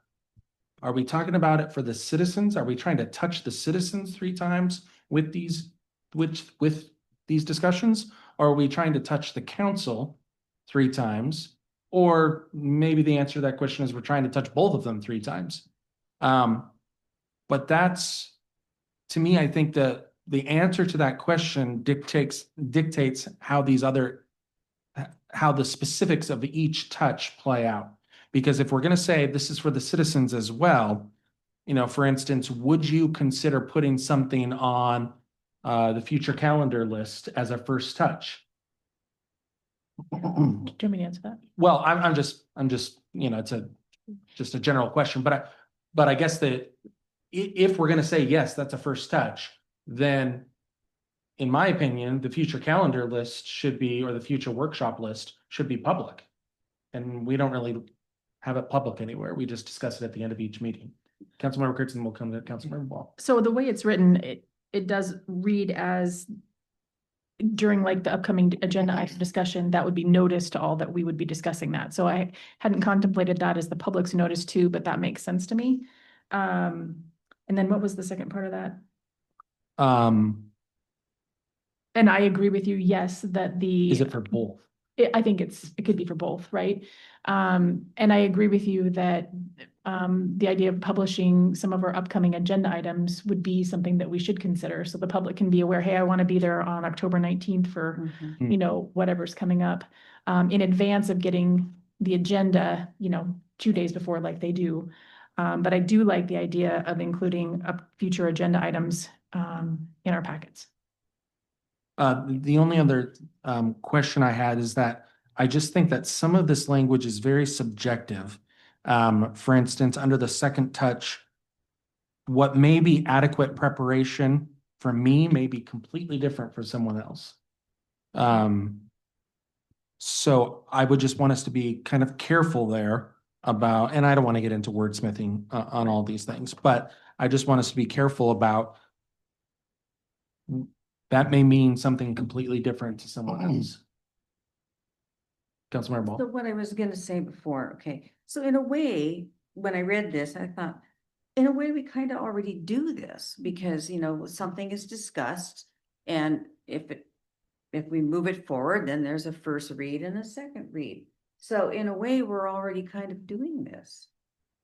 So I don't, you know, this just maybe words it a little bit differently, but I really like this. But I think we've already been doing it. But maybe this Councilmember. just says it in a different way, yeah, so. Councilmember Kennedy and then Councilmember Van Orden. Thank you, Mayor Pro Tem. I like what we're trying to accomplish here. And I think we should move forward with something here. My challenge is what happens when this starts slowing our system down? Where if we have to touch on something 3 times, which is great, but I think Councilman Ball makes a very good point that we tend to be able to discuss these things, that it's suddenly determined, we'll hold it now. That particular subject, we've only talked to that 1 time. So let's postpone that for another 2 weeks. It'll be on the next agenda. Then all of a sudden it's, well, now we've only talked about it 2 times. Now we need to have 3. So I think it's good in theory, but can it trip us up if we move forward? And somebody suddenly start going, well, I didn't get an opportunity. You know, there's many times I come into this meeting and I have no friggin' idea what's on my computer. Because I spend so much time with Evan, we should be picking out drapes somewhere. Because I don't get notifications. And there's times that I'll open my computer finally when he figures out how to get it working. And I'll have 60 and 70 emails. So there's things that's in the past where the council has already had notice on things that I find out later on. Now, it hasn't hindered me. We've been able to move forward, but just keep that kind of stuff in mind. Councilmember Van Orden. I was just gonna say, not everything is 3 touch. Resolutions don't take 3 touches either. But for the most part, having a 3 touch rule definitely gets us prepared, which is great. Can I just ask a question of that? When you said resolutions wouldn't take 3 touch, Yeah. they would. Yeah, you said would take. They would. Yeah, okay. Okay. Yeah. I thought you said I wouldn't. see wouldn't too, so Yeah. yeah. Oh, Yeah. Councilmember Kurtz. That's what I was just gonna say is that, I mean, a resolution would take at least 3 touches to get it on agenda, first read, second read. Proclamations, however, no. Well, But that's it. proclamations are in their own section in here. additional thoughts, comments on this? Councilmember Kennedy. I would just add on to the tail end. I really think that this council and previous councils do what I feel is a very good job on sufficiently talking about these subjects. I have found in the past that when something new comes up and is presented, it's not uncommon for one or two council members to say that I think we need more time to think about this. Can we bring it to our next meeting? And it gives the council a 2-week period of time to do some research. So I think we do a pretty good job with this. So one of the issues that was discussed is about the word of must. And I know Councilmember Spencer was opposed, Councilmember Dunn was in favor. What is the council's prerogative on must? Where is that again, please? Under qualifying conditions. Oh, here we go. I got it right here. Okay, let me read it.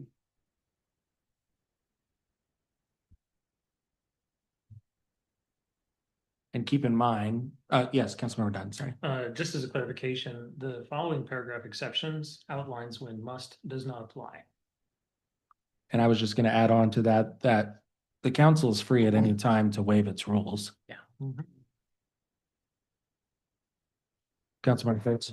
I just wanted to echo that I think it also gives the option here for people requesting the expedited decision to explain why, and then we just waive the procedures to go forward with something. And like it says up here, there are things that are routine in nature, minor issues, which we don't need 3-touch to go forward with.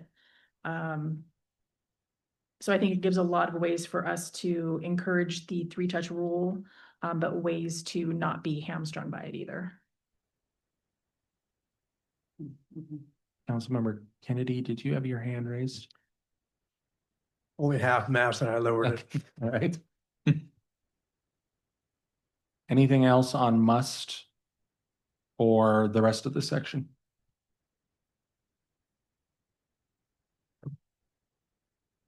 Okay, hearing none, we will move to, we've got about 20 minutes here. So we decided to leave must in then? Yeah, I mean, once it comes back, we can, if somebody wants to make a motion to remove that, I suppose we could strike it, but we can leave it for now, I guess. Okay.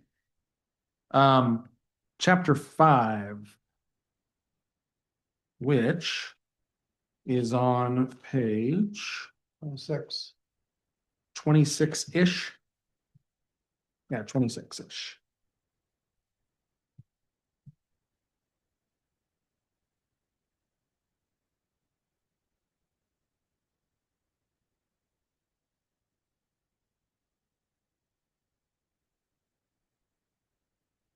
This one's a little longer, so I'll give everyone a chance to kind of scan through it again.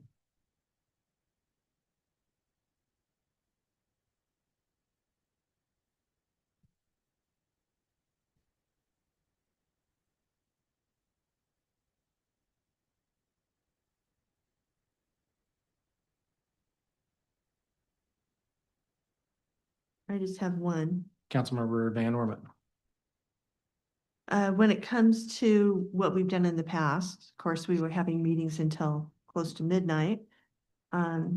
It's when a council meeting extension in the early days they weren't intended to have all of us agree. One member could go ahead and object and the meeting was done. In here, it's kind of good that you've got an extra hour, and that's as far as it gets extended. So it's either or. It's either one member if just can't go on anymore and they object and the meeting's completed, or we do like in here where it talks about no more than one more hour of an extension.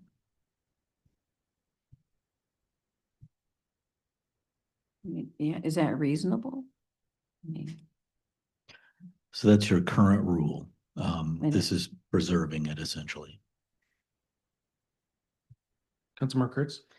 So most of the things that are in this chapter are what we do already. I think this is the biggest foundation of our rules of procedure that exists that we went through. I think the one kind of notable change would be the order of business. We renamed a couple of things there, I think. But for the most part, it is either our process as it currently is that maybe we didn't have in the rules of procedure, or just the rules of procedure with a few more words. But if anybody has thoughts on whether to allow a one, like a, I don't even know what percentage of votes that is, like a 6-1 vote to not allow the meeting to continue. I think that's what Wendy was asking. Like one person can be like, no, Oh. we're done. Mm.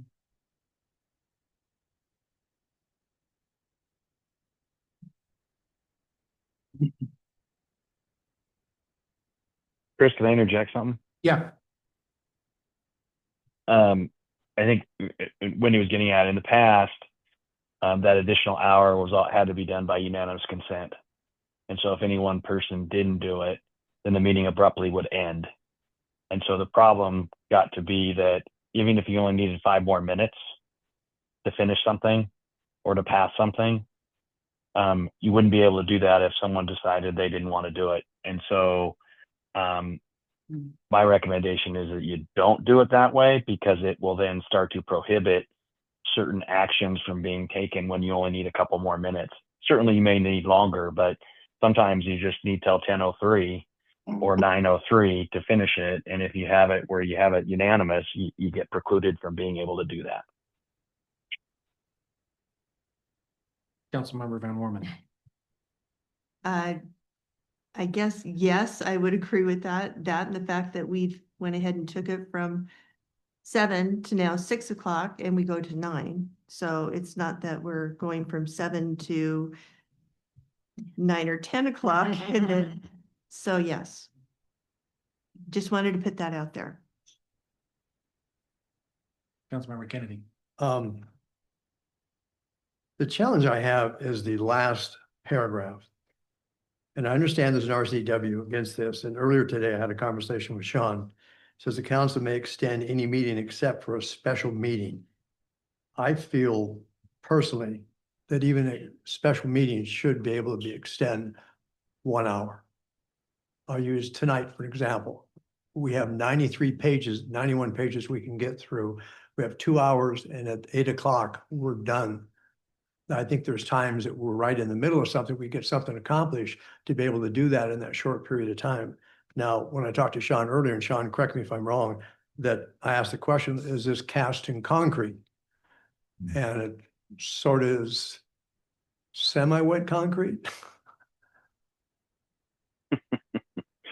I think what we were discussing was the timing of it and the extension. And my response is, a special meeting is set by the agenda and the items on the agenda.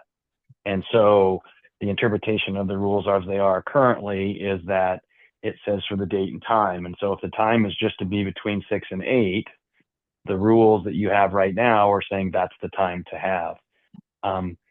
You can do anything that you can do in a regular meeting in a special meeting, but you need to stick with what's on the agenda. So you can't give notice for a special meeting and then change things that are on notice, because the intent is you're giving notice to the public of what the topics are going to be. And you certainly can't take any final action on anything that's not on an agenda. Can you talk about things? Yes, but it's not something you want to do all the time, because what happens is you get into that, you didn't give notice of this, and then are you potentially taking action on something at that meeting? So it's frowned upon, I think, both from Robert's Rules of Orders and MRSC as well, about taking that process. So right now, it's just the rules provide that the date and time, here's what it says. It's from 6 to 8, so the meeting concludes at 8 without any further extensions. Unlike in the regular meeting, your rules provide that you can extend it for another hour. Correct. And that, yes, and from our conversation today, you were absolutely correct in what you just said. But Sean, Thank you. Sean, can you clarify, RCW 42.30.080 does not prohibit the extension of a special meeting time, correct? No, this is the issue that is coming into play for the city has their own rules. Right, right. So so to clarify, So no, it's not prohibiting extension. If the council wanted to have it, they just change their rules and just have it say where you could extend it for up to an hour. right. So in this current proposal, we would probably want to strike that sentence because that isn't the case. They can be extended. We just presently don't have that in a rule. But it's not an RCW issue. Correct.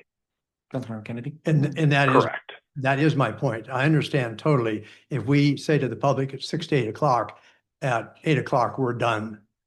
But if we also put in there that we could extend it 1 hour and the public's aware of that going into it, are we, we're still okay? Which kind of says what you were just referring to. Well, even if we don't put that in though, we could still extend it, right? Yeah, It just needs to be changed here then. correct. Yeah. Okay, very good. Councilmember Spencer? Well, a couple of things. One, I feel like sometime recently we had a special meeting and we didn't put an end time, and that kind of bypassed the determination that we had to end at a specific time, if I remember correctly. And two, I'm curious why we are self-imposing a 2-hour limit or a specific time limit on a special meeting.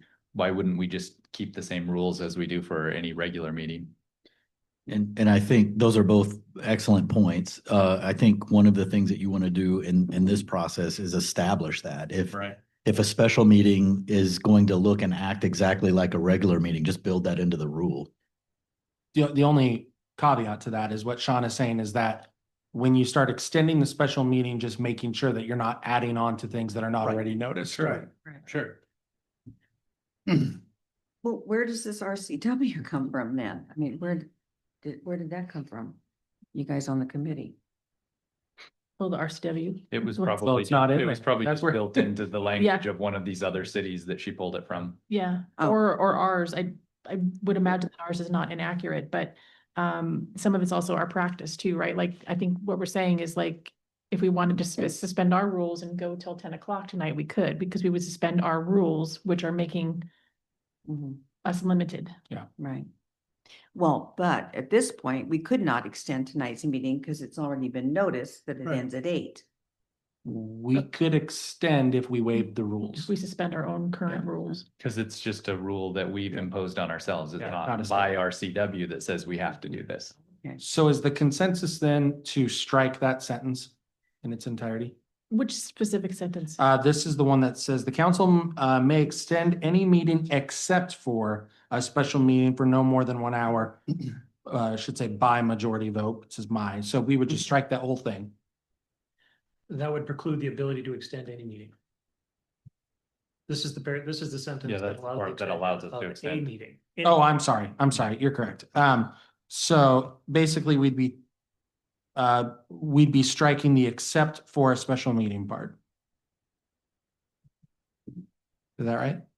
And you would also want to strike special And the meetings last cannot. Yeah, be- and that Green runaway highlighted. sentence, Mhm. yeah. So it would read, the council may extend any meeting for no more than 1 hour by majority vote. Correct. Good. Everyone's good with that part? I was just Googling the RCW to see if it actually said anything.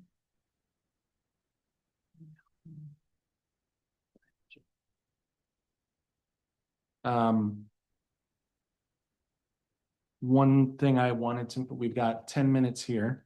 One thing I did want to just point out is there's a typo under community town hall. It says city council Schmay.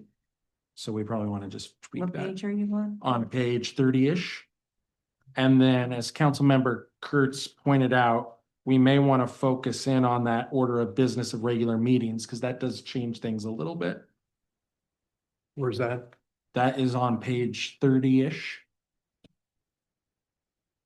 So it appears as if we get into the consent agenda first in terms of changes to how it relates to our current schedule. We get into the consent agenda first, then go into workshop discussions, then general business, then informational reports and citizen comments later on.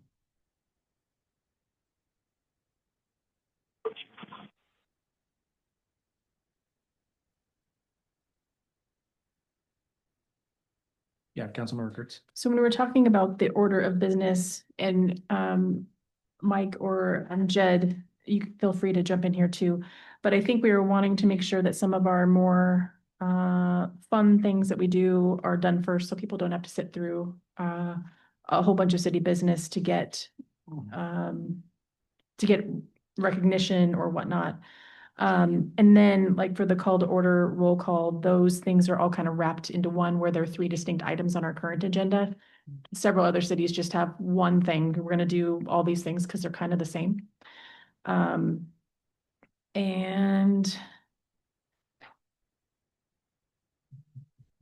then I think we were just trying to keep a good flow to the meeting.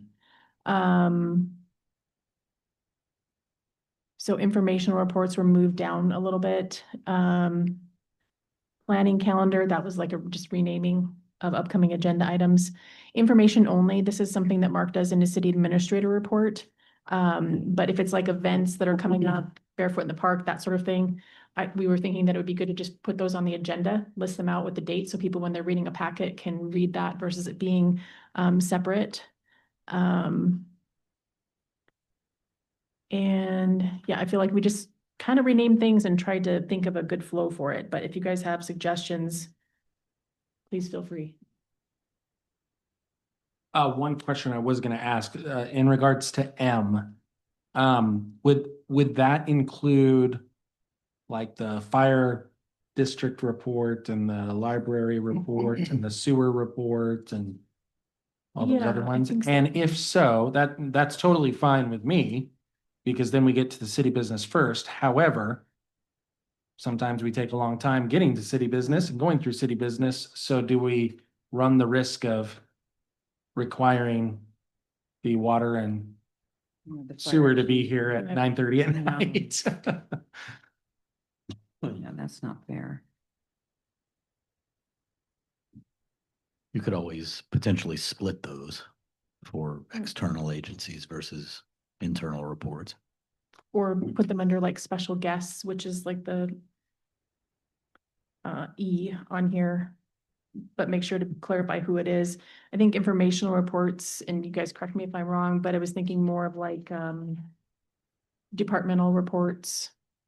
So city staff that's generally here anyway. But Mike and Jed, did you guys have any thing to add? Yeah, I'm trying to remember. I mean, couldn't we, in many of our meetings, the reports are the thing that is the longest part of the meeting. I mean, sometimes it goes on for an hour and a half, depending on how many reports there are.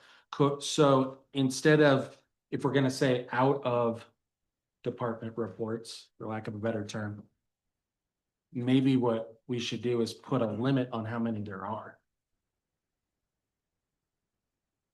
In other words, there can't be more than 3 per meeting, let's say. You talking about department reports? No, I'm mainly talking about when we go through the sewer commissioners Right. and the fire and then we have a report from this commission, and then we have a report from the Parks and Arts Commission, we have a report from this and that. I mean, sometimes we have 6 or 7 reports on there, True. and that's what pushes things back, it seems, the most. But I would hate to make, someone like Nancy Hill sit here until 9:30 at Right. night Right. to make her report.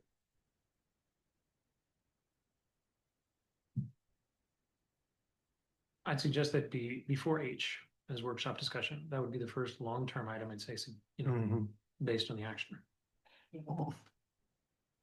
So item M reordered before H, maybe.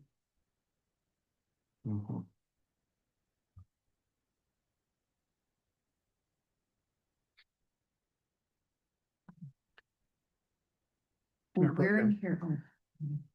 Yeah, Councilmember Kennedy. I'd like to be able to point out on page 30 and then going over to 31, where we have order of business, what has been eliminated there, by mistake, I'm sure, is the second city council reports.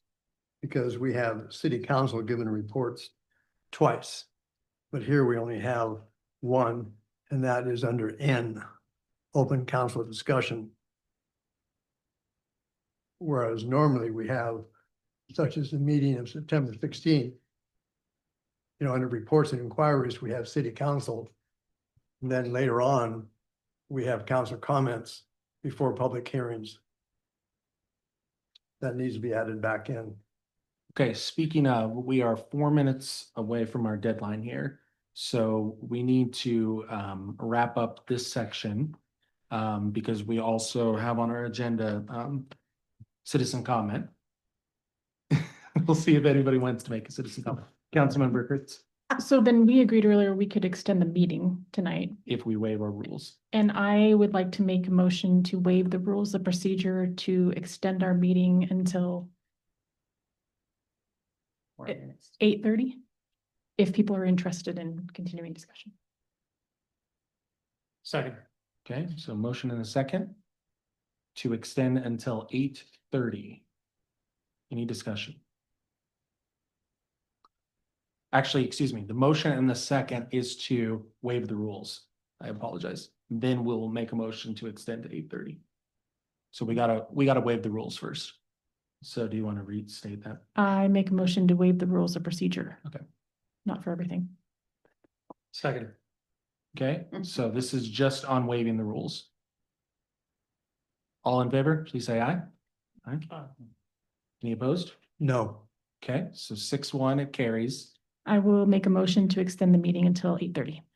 Okay, Second. motion is to extend to 8:30. Discussion. All in favor, please say aye. Aye. Opposed? No. Carries 6-1. Okay, we are extended until 8:30. All right, so we were still in section 5, Councilmember Kurtz. So we're in section 5, but chapter 8, order of business actually defines all of the agenda items and what would happen in those.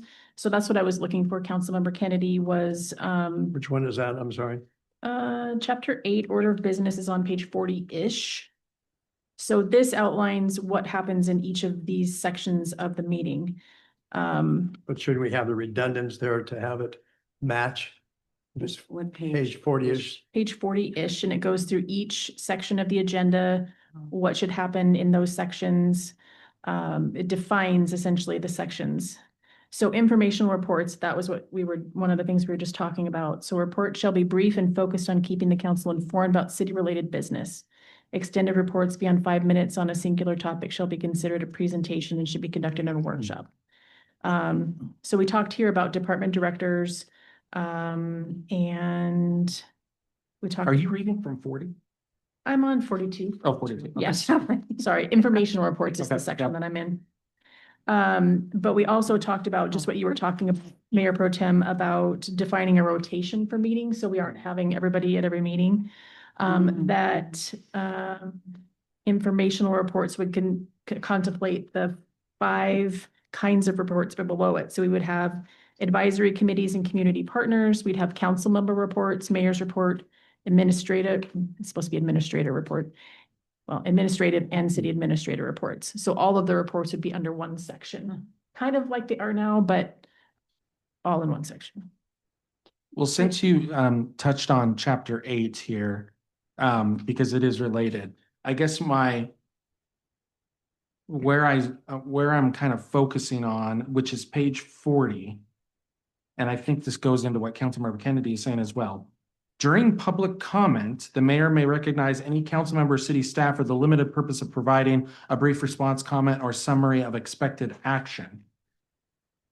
So I think we have that rule right now where we can, well, we kind of have a mixed rule. The mayor can, if someone says, I'm wondering when this issue is going to come up, we can respond. But if someone says, I don't like council member so-and-so, or this is why you shouldn't do this, then we don't respond. And I'm wondering, does this does this make it so that the mayor could allow a council member to respond? And No, I'm sorry. And then does that play into what you're asking for, Mike, on council comments? Well, what I'm simply saying is on that page, we have order of business, and what's there is one time the council will speak. Right. And later At on, the as end. Councilman Kurtz points out, it's covered elsewhere. We should have the uniformity between those pages. And we do have council member reports, which is what we have currently in the beginning of our agenda. But then we also have the other opportunity for open council discussion, which is that second opportunity that we currently have. So I don't see it as a change other than in the order in which it is in the agenda. I think it's just an addition that we're showing on page 30. We're going over to page 31. That is listed twice. Yeah, I don't see council reports on Yeah. 30, I- Annie. Okay, then let's put that back in there. Because yes, I think you're right, Mike. Okay, thank you. Council- Councilmember Ball. Well, yeah, same thing as I say, because currently, council reports is like, well, I went to Right. this meeting, that meeting. I don't see that in here. Okay, so it is under informational reports, Oh, and it's under M. and then the Oh, second bullet is council member reports.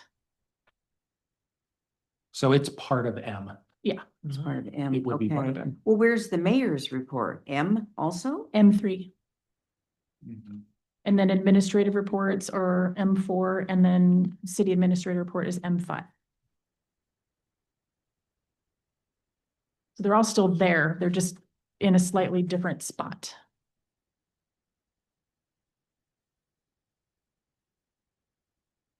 And what page are you looking at there? 42 and 43-ish. Oh,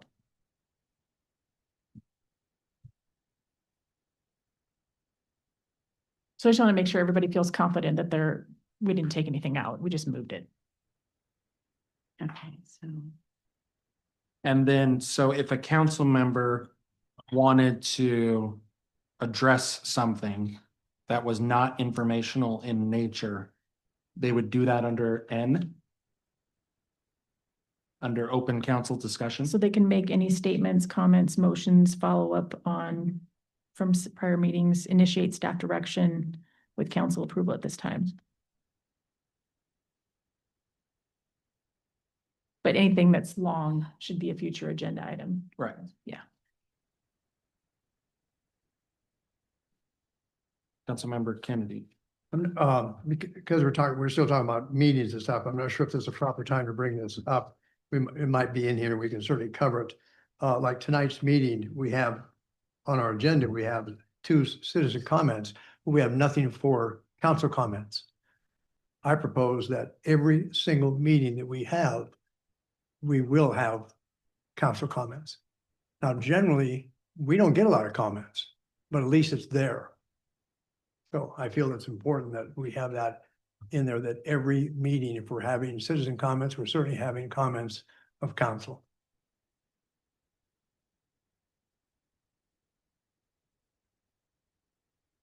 Mayor Pro Tem. Yes, Councilmember. Spaulding. And I'll just note that one thing that would be a change here in M4 and 5 is that both of them list topics of reports will be listed on the agenda, so public is aware of what's scheduled to be discussed by city staff.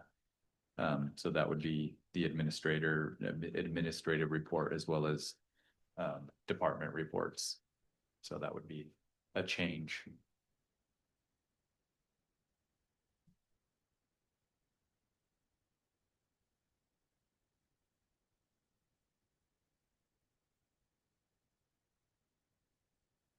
And Councilmember Ball. why is city administrator so far down? Well,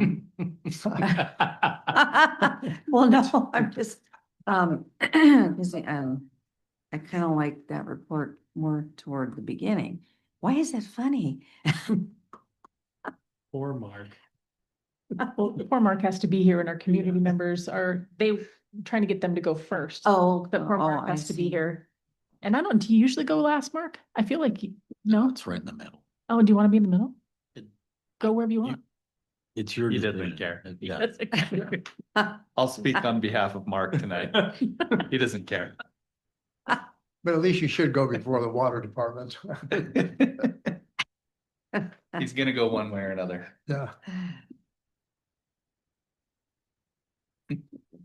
Why? Since these are they're so similar, 8 and chapters 8 5, right? Why are they 2 chapters? I mean, shouldn't it be one? I mean, they're, it'd be a really long chapter, and this one is the chapter 5 is focused on the meetings themselves, like what kind of meetings we have, types of meetings, public hearings, defining all the different kinds of meetings. And then what's the chapter that's in the middle? The next one is parliamentary procedure, so how we operate the meeting. Mhm. And then the content of the meeting for a regular meeting anyway. And because there's a bunch of other things in there, like for like a regular meeting, right? Media attendance, recording of meetings. There's other stuff in there about the actual meeting itself. in 8. Yeah. Yeah. Mhm. That's in 7, but Question, within chapter 5, would it be more relevant to refer to chapter 8, refer order of business? Can you repeat that, Dan? In chapter 5, covering meetings, it is important to identify order of business as an important aspect of a meeting. But maybe it should refer to chapter 8 for the nature and the content of the order of business. This summary, letter A through R, is just a kind of a taste of what's actually going down in chapter 8. Just the outline. So maybe suggest there is in chapter 5 a reference to chapter 8 for the order of business. Mhm. Mhm. Is Yeah, it- but I think that's fine to reference it and say for a more in-depth detail of Yeah. this outline. Um,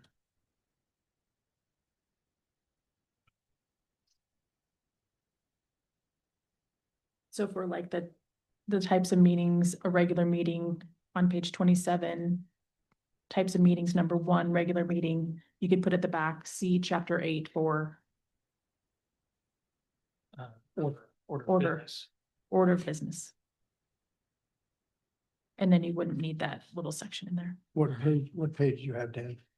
I'm looking at page 30, bottom, which shows order of business regular meetings. Right. It's a section of chapter 5. The suggestion is to remove that, but just refer directly to chapter 8 Chapter 8. for the full exposition of what the order of business is. Anyone opposed to that? Okay, so we're moving this whole order of business, regular meetings. And referring to But chapter. referring to chapter 8. That would be clearer, I think. So Yeah. just one caveat there for you to think about is that, so we have the order of business of regular meetings, and then we talk about adding agenda items, which is, well, it's all the meetings, but a regular agenda item, regular meeting, development of the agenda, delivery of notices, council materials and minutes in open public meetings, and those do reference primarily regular meetings. So we can take it out. I just wonder from an overall flow standpoint, if that makes sense. Or if those things belong somewhere else as well. Well, I think it also begs the question to Councilman Kennedy's point, do we need to define order of business for a special meeting or at least some sort of skeleton outline? If we're wanting to say, hey, we need to have council comments, for instance, do we need to have a rough outline of what will be included no matter what? And then, of course, whatever special topic we're going to be talking about or topics.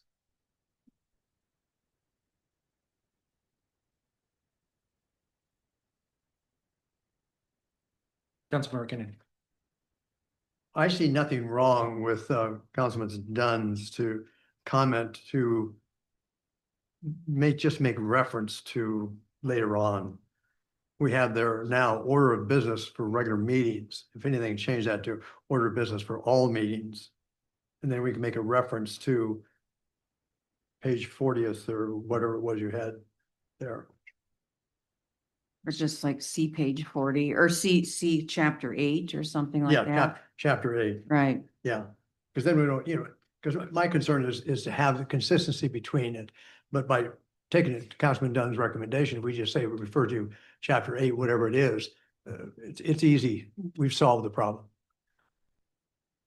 My only comment to that is that we don't then the order of business for a special meeting or for a workshop or anything else would be the same as our regular business agenda, and it's not the same. Because we don't have all those topics.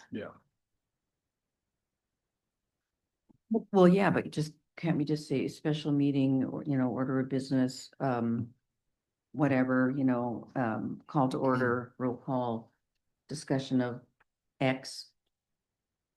That's it. Councilmember Kennedy? My concern was having to do with any meeting whatsoever. If it's a foreign meeting in this council for the benefit of the citizens, that we have in there, if we have citizen comments, we also have council comments. But I think Councilmember Kurtz's point is that if we say that the order of business for all meetings shall include all these different things, then in a meeting like tonight's, we would have the informational reports, ordinances and resolutions, workshop discussions, consent agenda, yeah, everything, proclamations, which we may not ever have anything on the agenda, but yeah, Councilmember Dunn. In other boards that I participated in, the agenda is struck with none for statement if there is none for that specific meeting. So the agenda is prepared with all the items identified, but none is stated clearly if they're not part of this specific meeting. STA does that, correct? Just a lot of boards that I've participated in. Mhm, mhm. Is there any opposition to that? Resolution right That's there. good. Okay, You want easy to? enough. Do you want to? Restate that? Yeah. Okay, encapsulate- so, and again, jump in if I'm stating this incorrectly. We're going to strike, what's at the bottom of my page 30, which is the list. We are going to refer to section 8, and in section 8, it's going to say that this is the order of business suggested order of business for all meetings. Councilmember Dunn. Also, the two sections here regarding adding agenda items and development of the agenda. I believe those are inherent to the order of business. Is that fair, Annie? So those would travel to section 8. To section 8, yes. Okay. Yeah.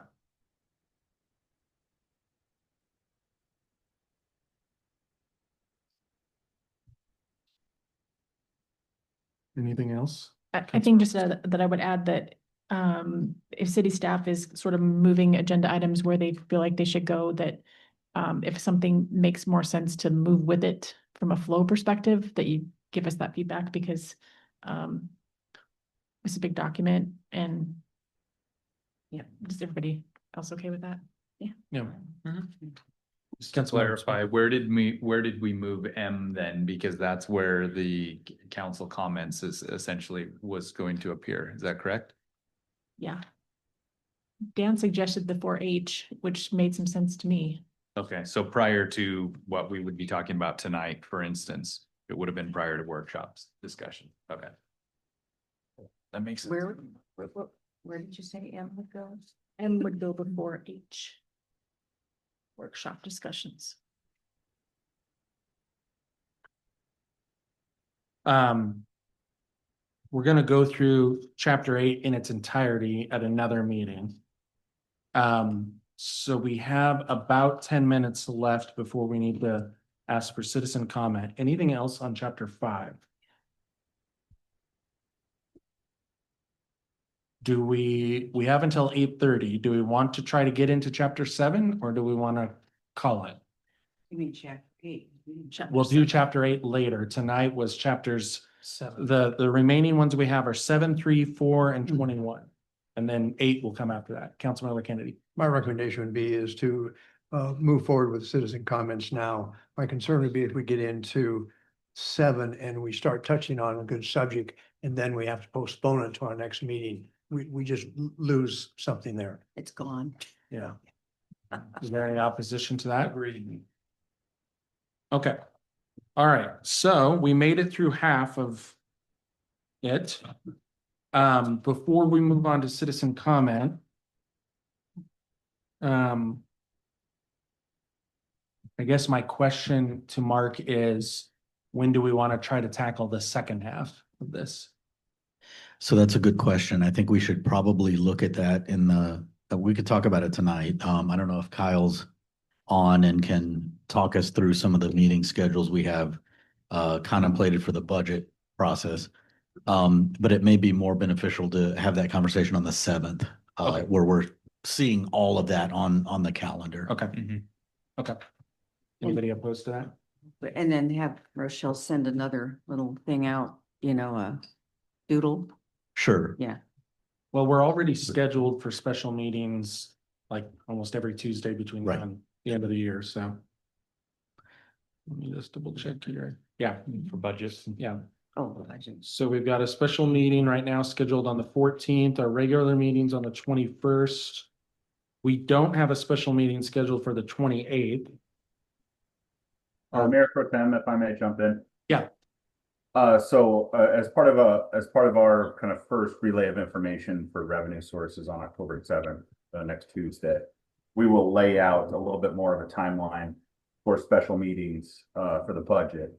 Okay. Right now, we do not plan on proceeding with a special meeting on October 14th.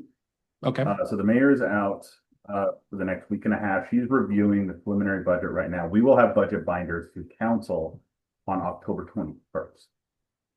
And so we will signal on October 17th with the schedule basically from October 21st forward as it relates to the budget. okay.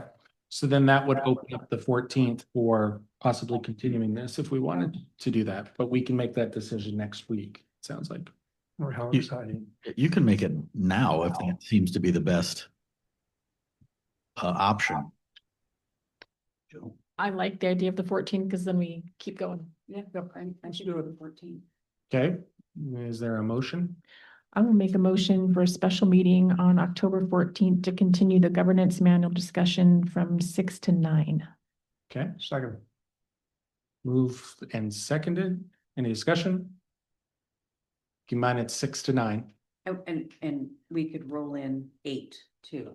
Correct. We would just continue. Yeah. I had assumed, Mark, that you would move up 7, 3, 4, 21, and then put others behind it. Yeah, I mean, again, these were ones that constituted some pretty significant changes. So after we got through 21, we could just go 1 till we finish. If that's what council prefers to do. Yeah. Okay. Councilmember Kennedy, did you have something? No, I was Okay. just gonna make a.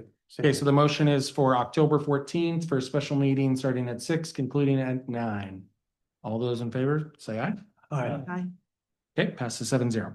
Okay, we are up to citizen comments for those of you in chambers. If you have anything you'd like to say, or those of you online, you've got 3 minutes to provide us with your citizen comments. Tell us who you are, if you're a resident of the city, and we will turn it over to you.